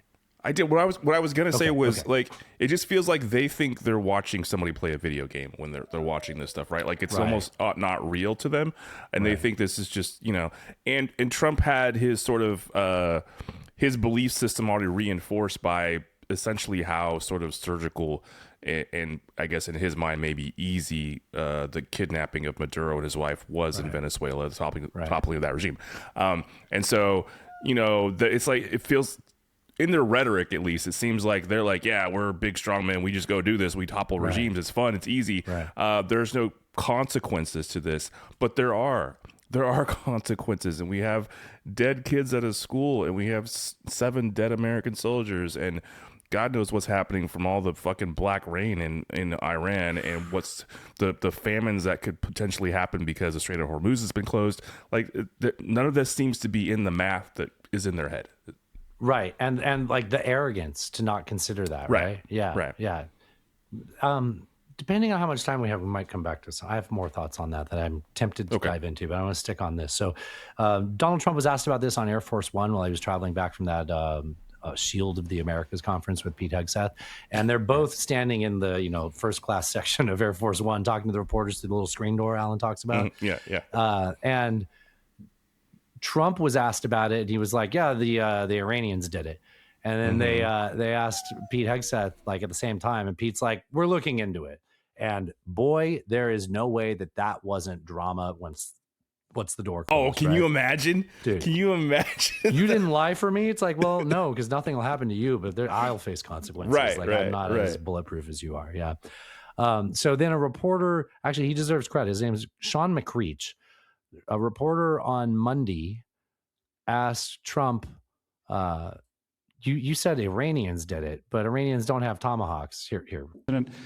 You just suggested that Iran somehow got its hands on a tomahawk and bombed its own elementary school on the first day of the war. Its hands on a tomahawk and bombed its own elementary school on the first day of the war. But you're the only person in your government saying this. Even your defense secretary wouldn't say that when he was asked, standing over your shoulder on your plane on Saturday. Pete's like, shut the fuck up. Why are you the only person saying this? Because I just don't know enough about it. The only time you'll ever catch Donald Trump not knowing something, right? Mr. Fucking knows everything. I know how to do war. I know how to do everything. I just don't know enough about the elementary school we bombed on day one, because this was the perfect war, right? Everything went perfectly. We killed all the people we wanted to kill. God damn it, you killed all these girls.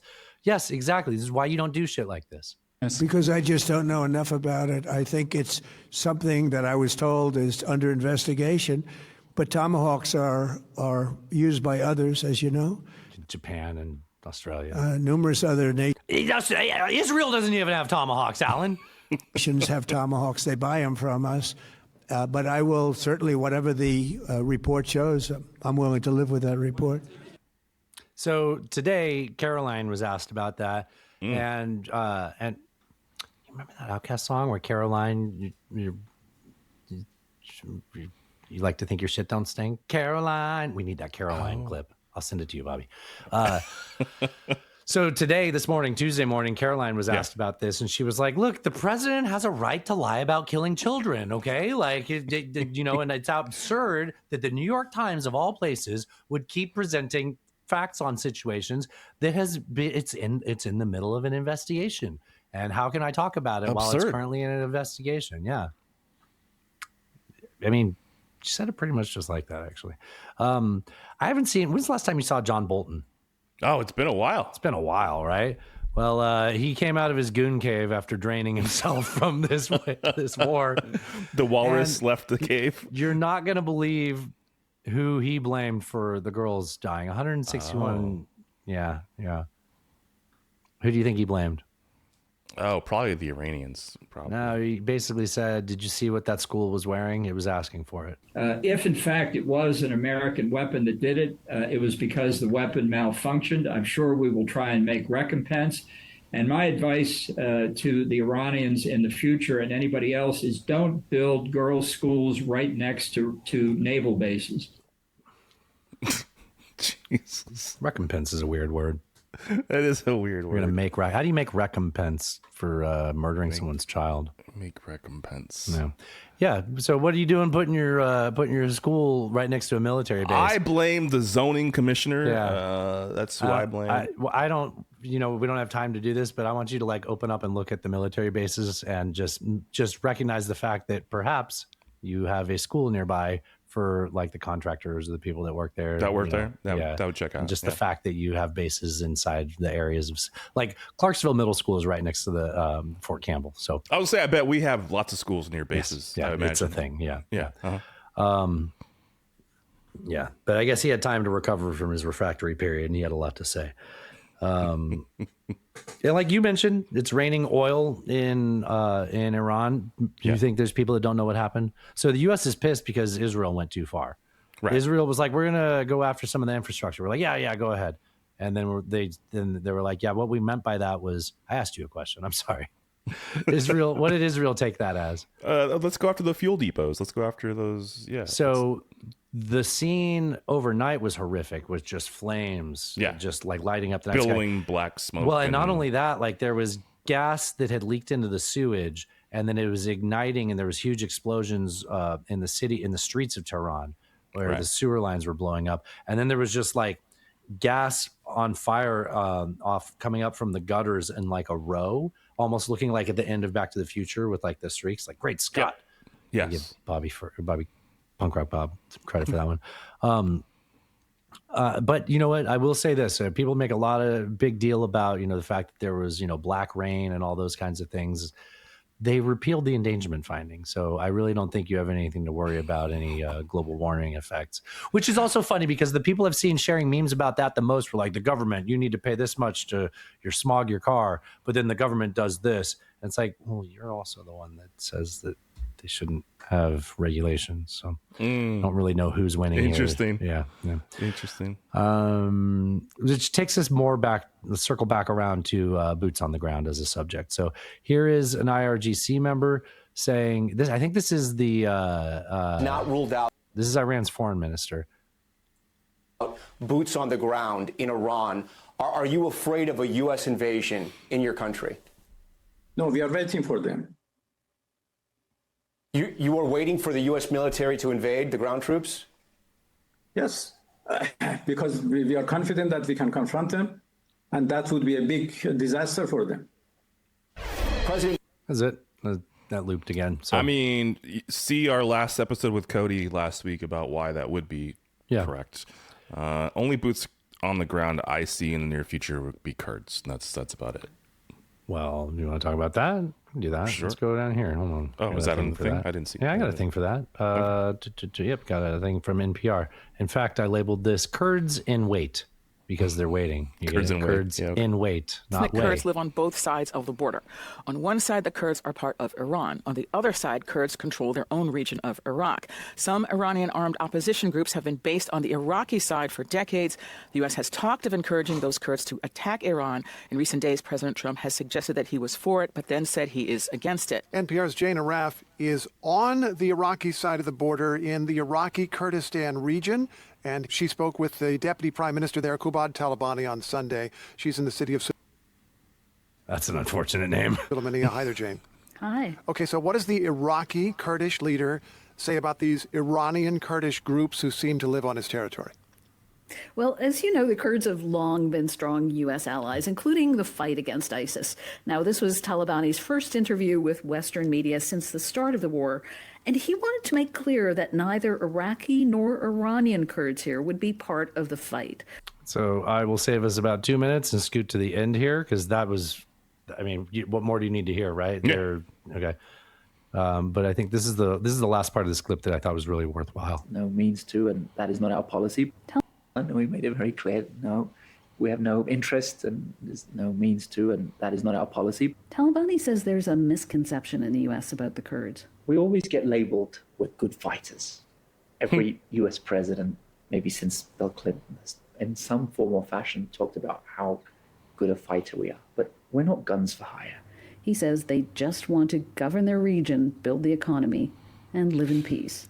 So it does seem like we have finally fucked over the Kurds enough that they're like, no, the one time we could really use them is as a ground force going into Iran. And they're like, no, I mean, we just recently fucked them over seemingly for the last time. So many times. Well, no, but in Syria, we just turned our back on them I know. seemingly for the last time. And it was like a slaughter. So, but we've done it in many times. The Kurds. What does Cody say? Don't fall in love with your partner force, right?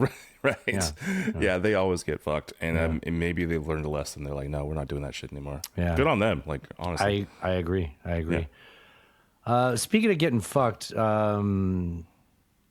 Lindsey Graham was talking about freeing Cuba. Oh, you got that? Yeah.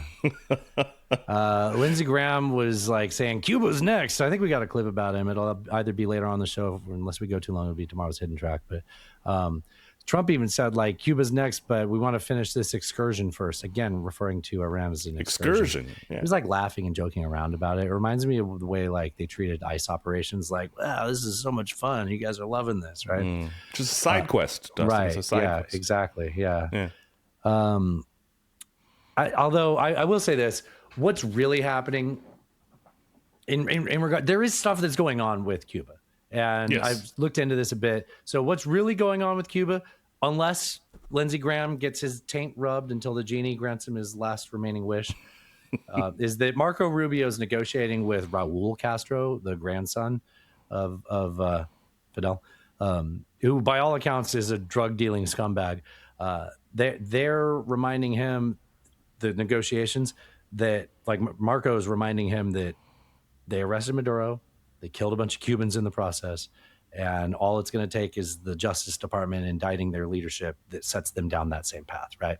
Mm-hmm. But until then, Lindsey Graham is just going to have to edge over the remains of children being baptized with Tomahawk missiles.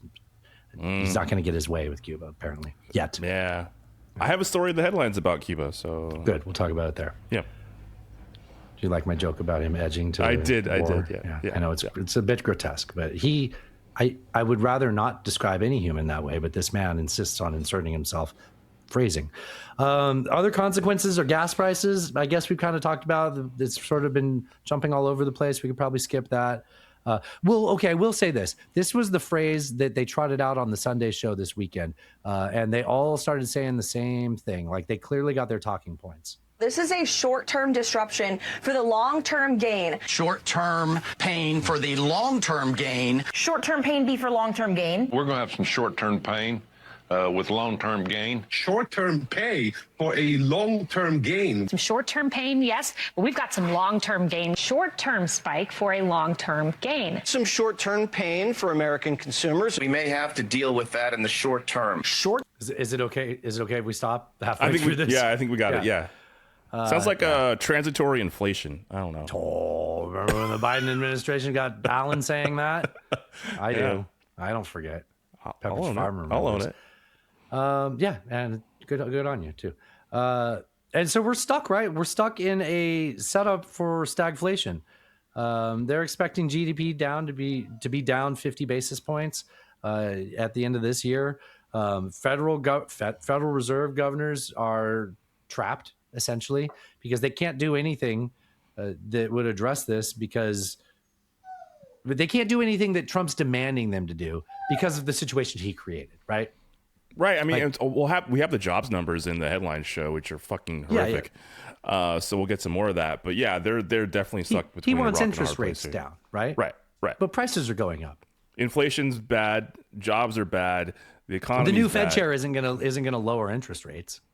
Well, they might. He can't. Not in this situation. What, in this economy, Alan? He might do it for political reasons, and then we're in worse place. This is literally how you get stagflation. And I decided to make sure, in case you asked me what the definition of that was, which led to me to an AI summary, which was hilarious. So stagflation, it's the rare and difficult economic scenario combining high inflation, high unemployment, and slow or stagnant economic growth. It creates a policy headache because you can't curb inflation with interest by adjusting interest rates, because that'll deepen the recession, while measures to stimulate growth will worsen inflation. This is where it got funny. Causes often triggered by a supply chain shock or poor policy decisions.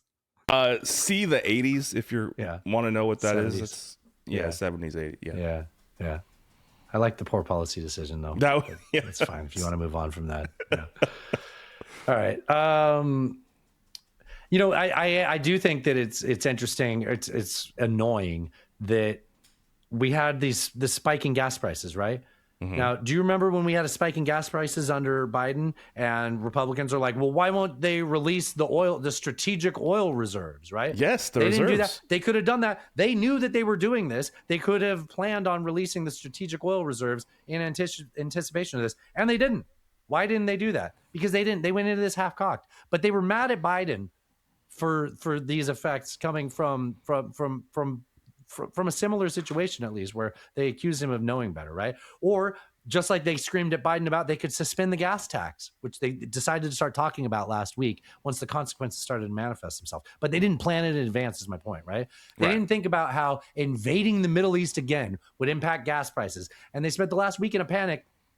And the only thing that's showing any signs of stopping that is Trump tacoing on his perfect little war. Remember those little "I did that" stickers with Joe Biden you see at the gas station? Yes. Might as well start seeing them with Trump. I mean, it's over $3 here in Tennessee, which is crazy. It's like $4.50 here. Democrats need to specifically and clearly message on this. And this specifically, this is a war tax that you did not vote on, and that the people that you elect to represent you were not allowed to vote on. And then when they finally did, they were too much of cowards to defy the president. Now they won't, because Democrats won't actually message clearly, but they should, right? Yes, they should. I agree. I don't think we have time to talk about China and Russia. I don't know. Like Russia, I think we'll save this. Okay. I don't know. I mean, do you want to just go long? We can just go long. A lot to get to. There's a lot, dude. There's a lot to get to. Okay, so most of the second half we can decide to move. Okay. My scroll on my wheel on my mouse doesn't work very well. It's bugging me.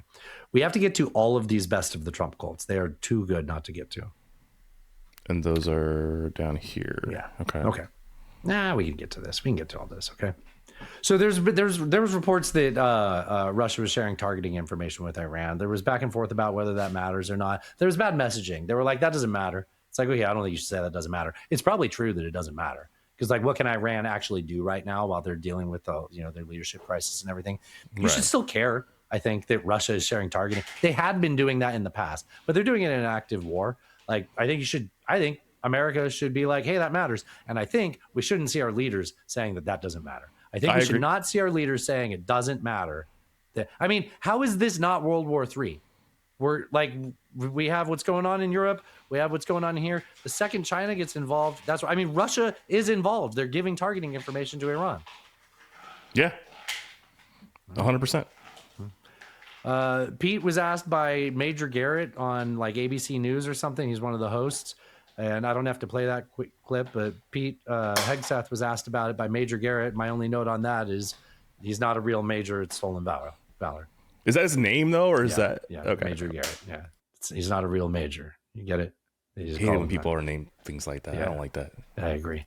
Like the dad in Von Traps. Well, maybe he was... You know what? I'm not a Sound of Music guy. I don't know why I chose to get myself into that. That's an odd choice. It is. Yeah. It is weird that the U.S. is loosening sanctions on Russia now. Let's hear about that. The Treasury Department announced it was easing oil sanctions on Russia, which will help Russia fund its war in Ukraine, as you know. Why is the Trump administration helping Russia in this moment? Oh, I wouldn't characterize it that way. I have to push back on that premise. Well, how else could you characterize This is the Treasury. No, who is this? This is Trump's UN ambassador. easing oil sanctions? It's a 30-day pause to allow, which is just kind of common sense, to allow the millions of barrels of oil that are sitting out on ships to go to Indian refineries. Oh, so it's Russian oil though, right? Russian oil. Yeah. Now here's Trump talking about the same thing. Now he pushed back. Here's what Trump said. I might add, we're also waiving certain oil-related sanctions to reduce prices. So we have sanctions on some countries. We're going Russia to take those sanctions off till this straightens out. Then who knows, maybe we won't have to put them on. There'll be so much peace. So there'll be so much peace. We won't have to put this in. Now, first of all, war is peace, right? Right. Just okay. Yeah. And also peace will be Russia can fund its war better and finally beat Ukraine. So just that seems right. That seems right. Yeah. I will move this to okay. Alan, who said this? The war in Iran should have never happened and it benefits no one. Oh, war in Iran. We don't have time for this. It was China's foreign minister. If we want to get other countries to go green, it turns out we should just cut off their reliance on oil. Brilliant move, because that's what's going on here with China. They're like, we're going to have we're going to have to make solar panels, apparently. Yeah, exactly. Yeah. Good job on them. China was passive on Venezuela, and it's been passive so far with Iran. As far as we know, like there might be some intelligence sharing that's been going on, but they've been passive in that regard. All those moves are just pushing China closer to Russia, right? China is fine with being like, look, we counted on some of this stuff from Iran. We knew we couldn't forever. We'll just have to deepen our reliance on Russia. So good job, Pete. Good job, Great Donnie. job. Yeah. Every time we try to have good policy with China, we always end up getting bogged down in the Middle East. Like every time we try to pivot to Asia, we're like, well, what about Libya? What about Syria? What about, So here we are again. And here's the pattern. We go we break it.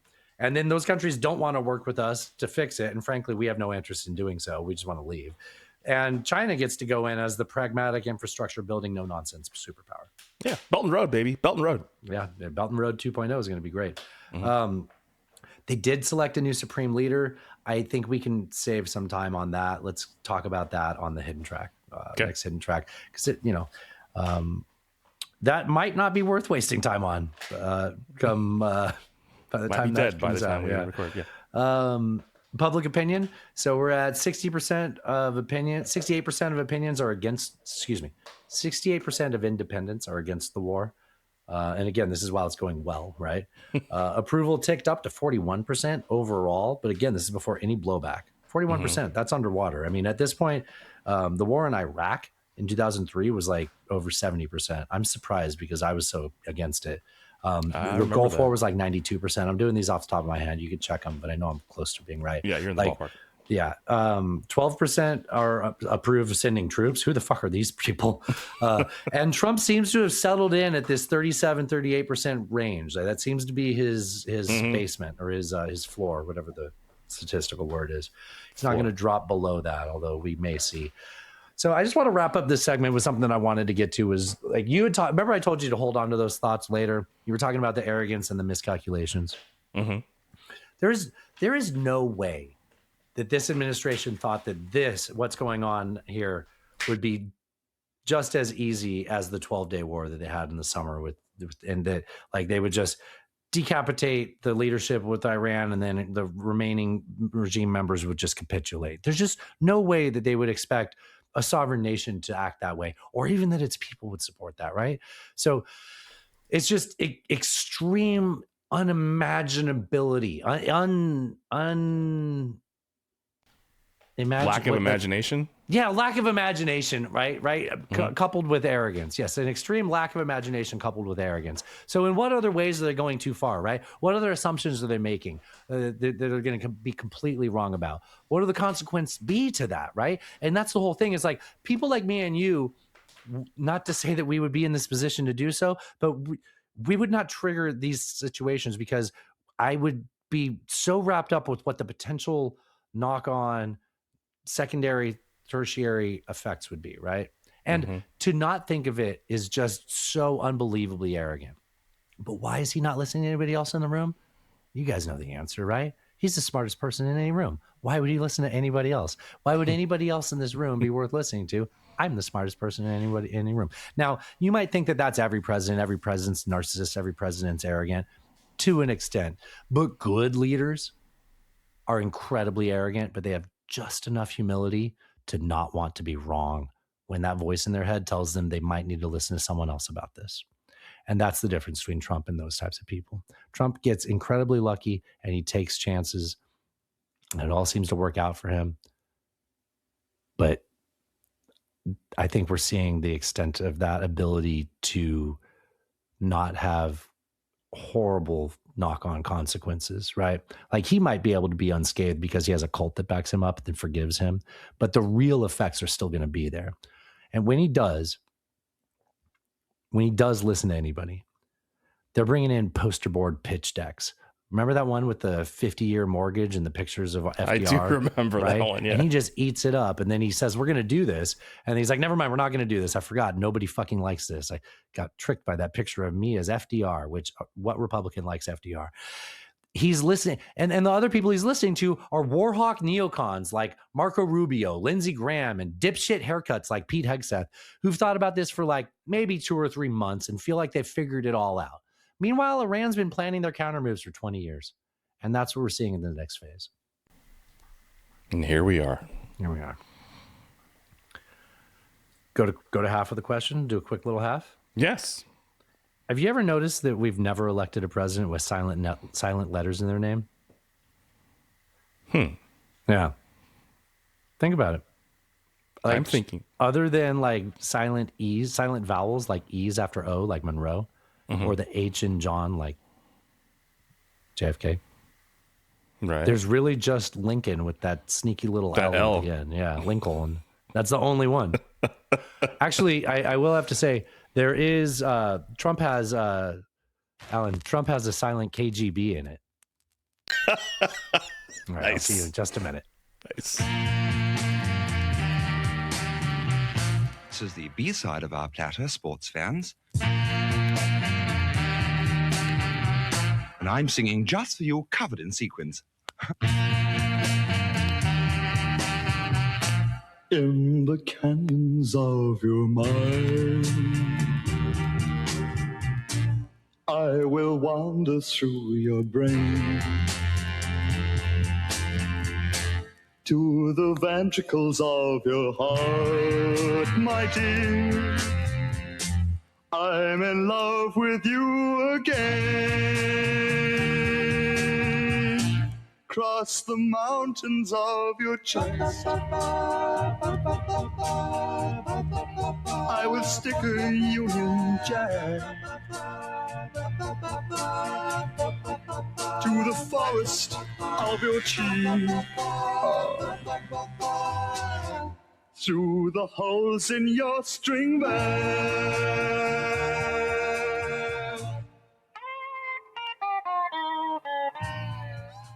Oh, Alan, I see you're back. Oh, he doesn't have his cans on yet, but he's there. I saw his tattooed arms. Here he comes. I want to put a little talking in here. That way I don't have to edit the half, but he's not sitting down. Alan, hey, sit down. Alan, we said it's a short half. Okay, guys, I had some stuff here I was going to talk about voting rights and the midterms. It's going to go into the hidden track. If you're not on the Patreon already, here's your reason to join the Patreon. We're going to talk about the voting rights stuff that's been going on and challenges to our voting freedoms that are going to take place in the midterms, what the Republicans are going to do to make sure that they do not lose despite their wildly impopularity right now and them shooting themselves in their own dicks. But we're going to talk about that on the hidden track tomorrow. So join the Patreon. It's $3 a month. If you don't know how to do that, it's all available for you at nonetaken.horse. I will come back from half with a little bit of a skit for you. I like this guy, Patrick Heaton. He's probably my favorite Reason contributor. He's actually got the cover story for next month at Reason magazine. He always has this wild and crazy hair. But here we are, a little bit of a game show for you, Alan. Feel free to play along, Alan, and to the viewers at home. Welcome back to Is It War? World War I. War. Correct. World War II. War. Correct. The Vietnam War. War. Oh, I'm sorry, Carl. That was a congressionally authorized counteroffensive. Don't worry, we get right back on track with the Korean War. War. No, that was police action. No, they had tanks and stuff. Well, the police have tanks now, don't they, Carl? Okay, the First and Second Iraq War. War. They identify as military action. It's a bit like pronouns, except we kill people. All right, how about Libya? War. No, that I'm wasn't sorry, war. that was kinetic action, not a war. Right. Venezuela. Well, it was an act of war, I think. No, I'm sorry, that was a law enforcement operation, not a war. Iran. It's a war. We're doing war That's a things. war. No, It's the Department of War. not war things. Right. Preemptive retaliatory de-escalation action. No, Preemptive retaliatory de-escalation action. that's not a thing. All right, judges. Okay. You see, who's the judge, Alan? Bolton. The war on terrorism. War. No, it was a coalition-led conditional operation. How about Afghanistan? Afghanistan That's was a the war. war on terror. No, I'm sorry. That was a pre-authorized defense stabilization initiative. Okay, can somebody tell me the rules here? War on poverty, Carl. Well, poverty, that's not even I'm a thing. sorry, I hate to do this to you. It was a trick question. We don't have poverty in the United States. The Dow went up to 50,000. Can't even get that high. Amazing. Don't even worry about the Epstein files. War on Christmas. The coffee cup thing? No, that's not a war. It is a war for the soul of the nation and whether or not I can wish my children Merry Christmas. Okay, you know what? I quit. I don't want to do this anymore. Today's magical phrase, Carl, you just became a United States Congressman. Congratulations, Representative Carl. Merry Christmas. March. Okay, happy Hanukkah. Welcome back. It's March. That's okay, pretty happy great. Hanukkah. That's pretty great. Yeah, their writing's so good. I love the jokes of it. Yeah, isn't it funny and not at all anything to worry about? Yeah, not at all troubling. Hey, he did mention the Epstein files. Let's do a brief little thing about the Epstein files. I do have an intro for this segment that James sent in. Can we showcase what our listener James, Alan? Sure. It's a short little segment on the Epstein files. So this is POV. Satan introduces you to hell, but it's low key underwhelming.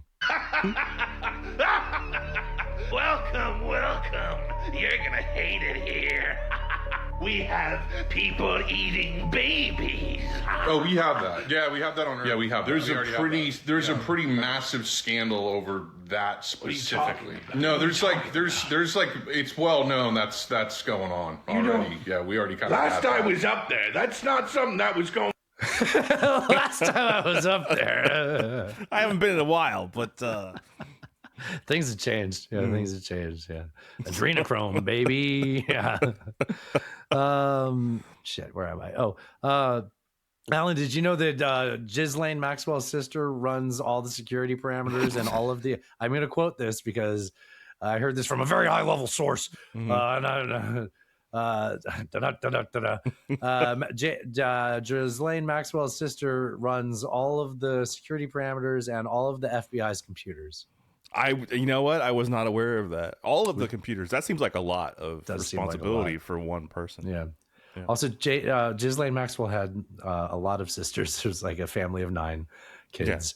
Yeah. But you know as much about this as I do. So why don't you tell the audience what ruse we're playing here?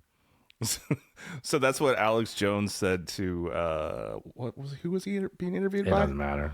Yeah, that's what Alex Jones said in an interview last week, that this was true, and obviously it's not.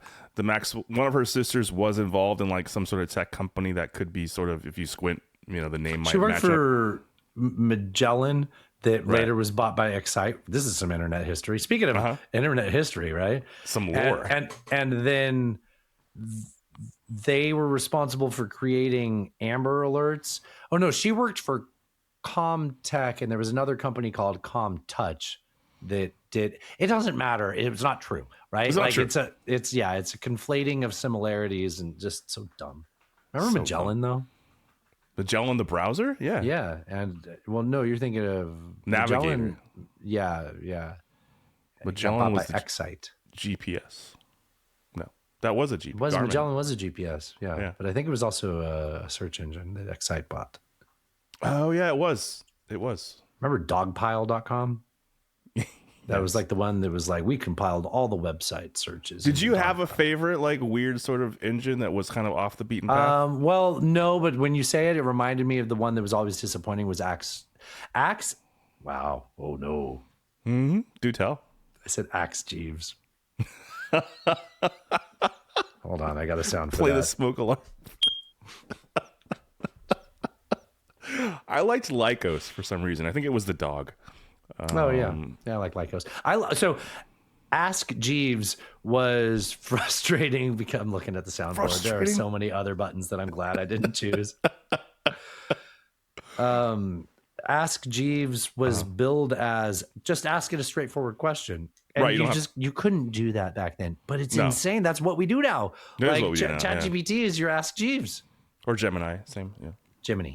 You're saying it wrong. I do want to talk about this. So they are finally searching.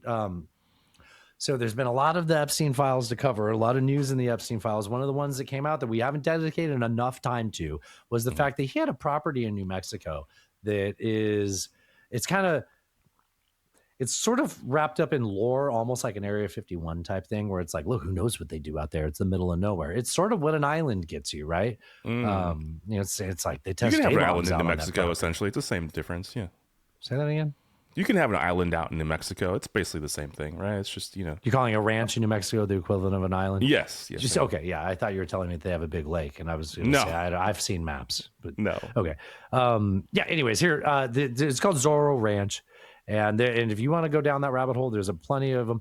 Like, it's one of those ones where, like, 5 years ago, it would have been like, you're wasting your time on these weird conspiracy theories. And then it turns out Fuck Island was very real. So the government is finally. So here's what I found out from this clip that we're about to play. In 2019, they were investigating Zorro Ranch, and the feds shut it down. Who was president in 2019? Not the guy. That'd be Donald Trump. Not the guy who was. Had multiple complaints about him raping a teenager in the 1990s, and somebody had complained about it to the FBI. She had done interviews to the FBI the day before Jeffrey Epstein died in his jail cell.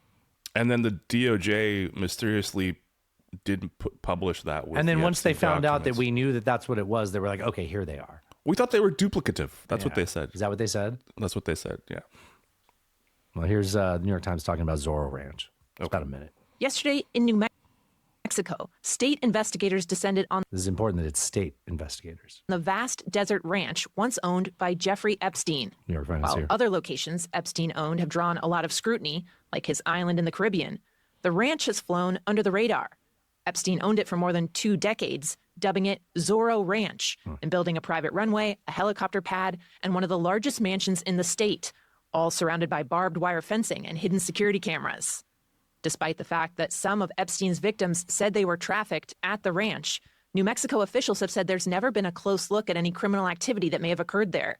The state was looking into it, but their inquiry was taken over by federal prosecutors in 2019, and that effort apparently fizzled out.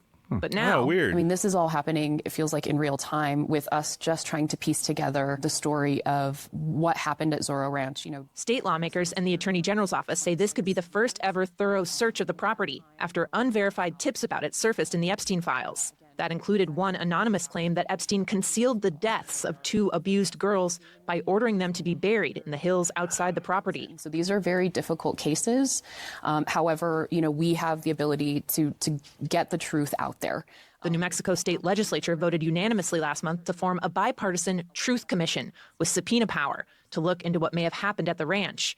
Though authorities have said they're worried that their efforts could be complicated by the fact that so much time has passed and that the property has changed hands.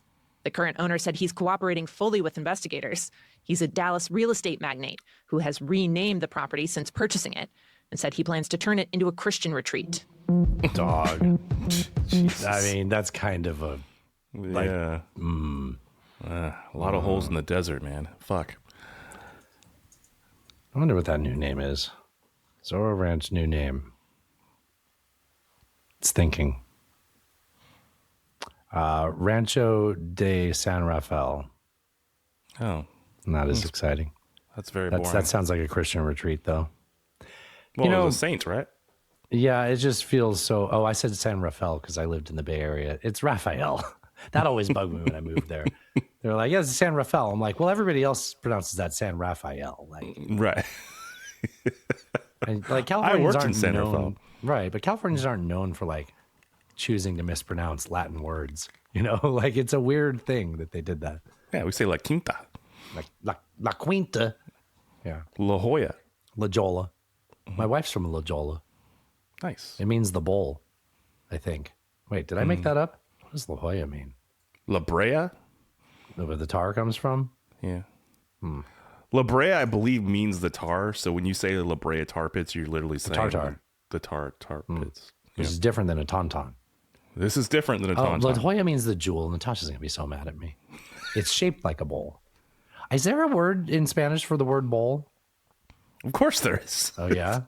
How do I don't know what it is, but say certainly there is. bowl in Spanish? I just remember being a kid. Well, not a kid, but learning Spanish. And they would teach you all the letters, but all the words, there was just plate. Tazón. Okay. Tazón. Okay. El bowl. No, seriously, B-O-L, El bowl. El bowl. That's just a cognate. That can't be. It's Spanglish. Yeah. That was that thing you played earlier in the hidden track. They dropped a W. I don't know what I did. The Department of Licensing in Washington State. That was really funny. I forgot. They're like, this is the Department of Licensing. Thank you for pressing 2 for Spanish. Dos for Spanish. Listen to the hidden track. Yeah. He's not. That is exactly what happened. Alan, tell them I'm not racist. No.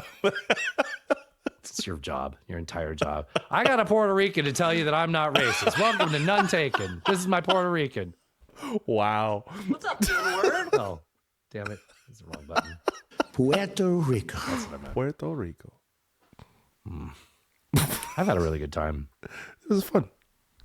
I'm going to skip this one about the Mexicans taking our meth jobs. We'll just play that in the hidden track. Okay. We're doing the best of the Trump cult. There's people in Montana who are like, the Mexicans are taking away our meth jobs. We used to have good, clean American meth, and now it's all coming from Mexico. I'm not joking. I can't wait. That sounds fun. I do. I have a real scandal that I actually want to talk about. So get your serious face back, okay? Okay. Are you ready? I'm ready. Okay, because it's still loading. This is the weather. Oh, no. Got it. They're on our program during our coverage of... So they admit So on Fox and Friends, they admit to in a previous segment that they weren't honest with their audience. Okay. Now, Fox and Friends, when you think of Fox and Friends, you should remember this is where Pete Hegseth was a weekend fill-in host. Yeah. Yeah. Substitute. He's like, yeah, I used to substitute there. So now they are covering the president. All right, Adam, thank you very much. Before we move on, we want to acknowledge a mistake made earlier on our program. During our coverage of yesterday's dignified transfer, we inadvertently aired video from an older dignified transfer. Oh, sorry. There. Condolences. Okay. What's a dignified transfer? When a soldier who's died overseas comes back to the U.S. As the name implies, dignified. Mm-hmm. They could just say transfer if you're going to show up wearing a hat because it's windy out, right? Fair, yes. Okay. Inadvertently aired video from an older dignified transfer instead of the ceremony that took place yesterday. We deeply regret the error and extend our respect and condolences to the service members' families. We honor the sacrifice of those 6 American heroes. They are Captain Cody Cork, Sergeant First Class Nicola Moore, Sergeant First Class Noah T. Chens, Sergeant Declan Cody, Major Jeffrey O'Brien, and Chief Warrant Officer 3, Robert Marzon.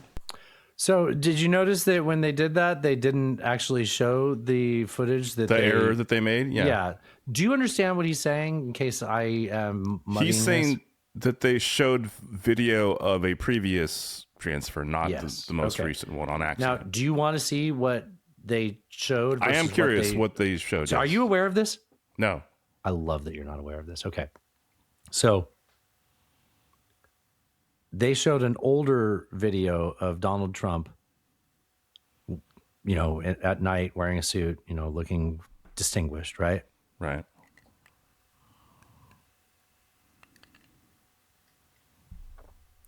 Not at night, excuse me. Okay. A different Coming transfer. of the 6 U.S. service members killed in Kuwait. The solemn ritual returns the remains of troops killed in action. See Trump there? It is considered one of the most somber duties of a commander-in-chief. So he's wearing a suit, an overcoat, because it's December, right? Right. Okay, this was in December when he did this. This is in Dover, Delaware. Yesterday is up here. Should I zoom in a little bit? Yeah, dude, please. And meanwhile, turning now to your headlines, President Trump, First Lady Melania. You see what he's He's wearing? got a baseball cap. He's got a baseball hat on that says USA. One of his, it's not a MAGA hat. I'll give him credit for that. Mm-hmm. I think that's the same hat he wore in the video where he first talked about the Iranian strikes. You know what? The man likes his hats. Yeah. Yeah. He's probably got a favorite, right? Oh, do you think he has a favorite hat? Right That now, might this is be my it. favorite. This is my Broncos hat. It's probably my favorite right now. It's a pretty nice hat. That's a nice hat. It's a good looking hat. Actually, I like this white cowboy hat. I like my white cowboy hat quite a bit. But this is...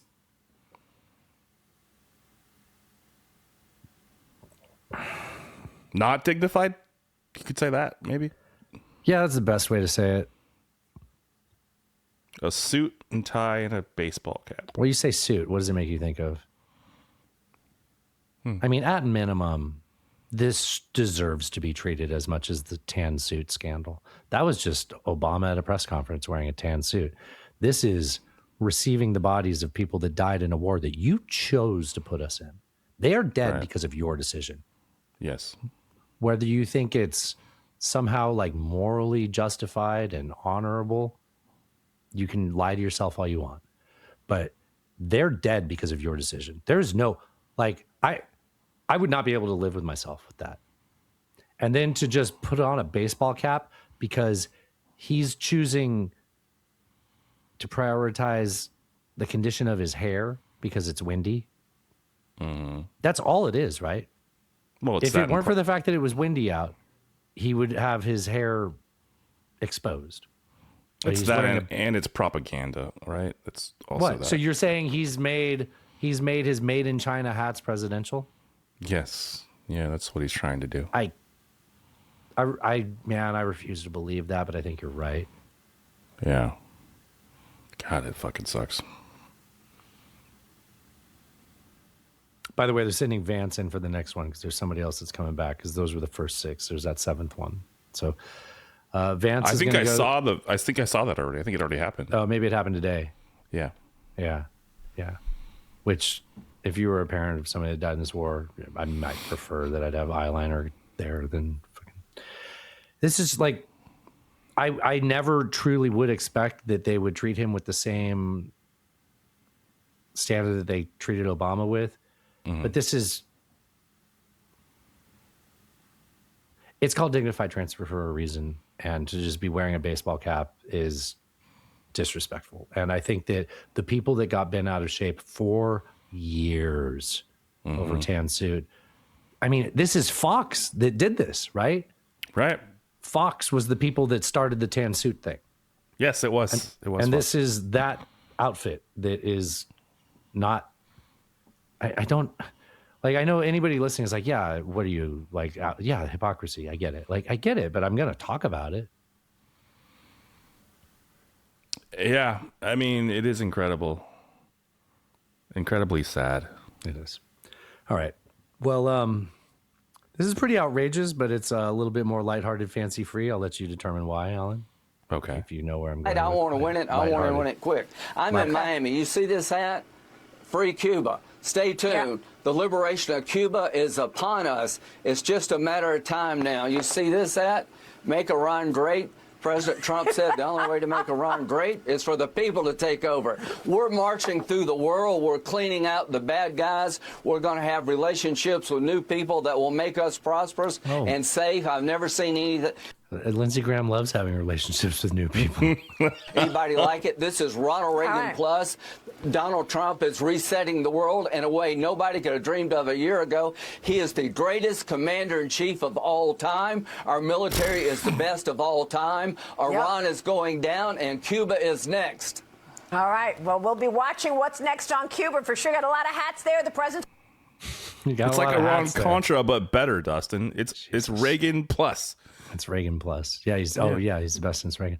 So this is the guy, and maybe not everybody knows this. This is the guy who spent weeks prior to our invasion of Iran, attack on Iran. He spent weeks traveling to Israel every 2 weeks. Right. He spent months traveling to Israel every 2 weeks, visiting and training members of Bibi's government on how to massage Trump into invading Iran. Right. That's traitorous. Like, and now he's pimping out free Cuba hats on Fox. Am I not doing a good job at, like, can you explain how outrageous that is that a member of Congress went to a foreign government and trained their leaders how to properly talk to our president so that we would go to war with Iran? Because Israel had been trying to do that for more than a generation. And presidents have said, no, no, no, no, no. And they probably didn't have a senator a senator of South Carolina, he's sent there to represent the people of South Carolina, every 2 weeks is going to Israel, apparently for South Carolina's best interest, to train their government on how to persuade our president to take us into war. I don't think I can say it much better than you already just did. Okay, good. I did a good job. You did a good job. I'm sure this one's out of context. So this is, I thought about asking Bobby to clip this, but he was like, it's kind of a dead dog record, man. So, like, this is a downer. When you like making fun of Donald Trump for being a fucking pedo and how his government is going to war to cover for the fact that he at least had somebody, there were credible claims according to the FBI, and they covered up for that. And the only way that he could distract us from that was going to war with Iran. It's a weird thing that he said, that he chose to say this Wednesday night. Like voter ID, but, it can be given to you by your daughter. Your daughter, she has to be of age, like above 6 years old, she's allowed to say. What? She has to be of age, like above 6 years old. You know what? I'm sure it's out of context. I'm not even joking. I'm sure it's out of context. Hey, when you're Jeffrey Epstein's best friend, you don't fucking say that. I can't imagine ever saying that. But, like, when you are known for being Jeff Epstein's best friend, you don't say, she's above age, at least 6. Yeah, I don't think those are the words you'd use. I think that you should probably avoid those, definitely. All right. Well, fuck. you want to be a little bit more? You want to go back to the lighthearted, fancy free? Sure. Yeah. Let's do that. I apologize for that. I couldn't not like you. So you hadn't heard that? You haven't? No, seen I this? hadn't heard that. Okay. No. Well, you know what? There you are. I'm glad you did. There we are. Yes. Let's check on this. Here's something that might be worth looking into. Do you think that the White House has updated their website about the media bias offender of the week? Brian Capitol attack. Brian Cole Jr., a 30-year-old white man from the D.C. suburbs, is charged with transporting an explosive device in interstate commerce and with malicious destruction by means of explosion. CNN observed local and federal law enforcement outside his home in Woodbridge, Virginia this morning. That and the obliteration of the Iran nuclear program as well. Both still there at whitehouse.gov. Never gets taken down. Yeah. All right. Well, I did kind of set myself up with a bit of a downer for an opener, but I'm going to try to do a little bit of comedy to wrap up the show. It's probably ill-advised. I'm going to admit that. I don't think I really set myself up for the laughter to work. But okay. All right. Luckily, I've got a captive audience that likes to laugh at me anyways. Yes. You. So, this I'm just noticing things, Alan. I'm just noticing. Not like that, Alan. Not like that. Don't I have a thing for that? Hold on, okay? Give me a second. I think it's under Magatards. I got it. Yeah, it's where this is. I had black friends growing up. Black, Hispanic. Where's the one where he's telling him how to eat? It's not this one. Does he eat dogs? Not eat like that. No. He's trying to help his friend chew. Remember that one? Well, if I can't find it. Well, this isn't getting. I don't recall this. No. Let's cram earthworms up our area. Well, that's not it. I was going to put him. That's not it. Okay, I don't think I have it. Okay. Get your hand off my penis! That's not about eating. Well, that's about eating delicious succulent Chinese dinner. Sure. Are you waiting to receive my limp penis? That makes me laugh every time. All right. So one of the things that I think that separates people that are in the MAGA cult versus everybody else is like a frustration over how their critical thinking gets hijacked, and like things don't have to have like a related cause and effect to get treated as the same thing, right? Mm-hmm. People like me and you get frustrated with dealing with people like that, right? Yes. And they just create large public policy about these things that don't have a related cause and effect, or campaign messages, like trans shooters and non-existent voter frauds, et cetera, right? Yes. And I, a rational person, just realized I have to get the end of show button ready. I, a rational person, I understand the difference between correlation and causation. Sophisticated individual. Sometimes you see things like how Trump's approval rating is the exact same percentage almost as adult illiteracy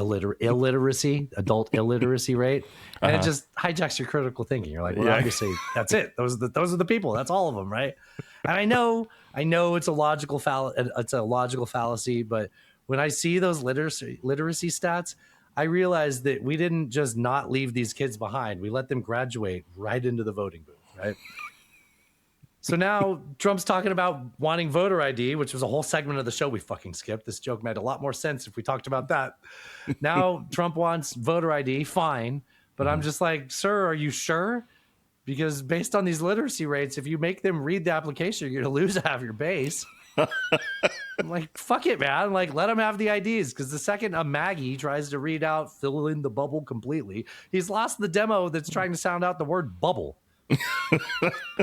So the funny thing about that joke is that we all know that the left are the only people who would read instructions on a ballot, right? Right. Oh, hold on, let me make sure I don't do this. Also, wrong. they know phonics. So I read about a hanging Chad before, so I better make sure that I pay attention. I don't want to have another W go through. There's a difference, though, between like basic pattern recognition and literacy, right? Yes. I thought I lost you. No. There's a difference between basic pattern recognition and literacy, though. Like Maggies are just like, oh, there's Trump, and I'll circle that one, and I'll circle any name that he also taught me to recognize, right? Like, He likes this senator because they put signs out that said endorsed by Trump. It's like a dog looking at a card trick. Like, as long as you're holding a trick, it's just like total focus, zero comprehension. All right. That's all I got. All right. Thank you. I'll be here next week. We'll be here tomorrow with more. If you'd like to support this fine program, go to nonetaken.horse. Otherwise, we'll be back tomorrow with some more dumb bullshit. This concludes our broadcast day. Have fun storming the castle. Jeeves, bring me the battery acid. It's not for women. When a guy's banging you, Y'all let me in his damn house. oh, how about that? Come in the name of peace. LMFAO. So what in the world is this? Trump's pee-pee. Why would you say something that stupid? I come without explanations or solutions. I'm a very sexy lady, cat turd. I will not suffer this harlot. How great! An anti-American Marxist. Ted Cruz, go fuck yourself. Read the news. China is asshole. God bless the United States. Now this is Podcasting. Drive safe, buddy. Cheers. That was fun. MAGA to Linda Est. Indeed.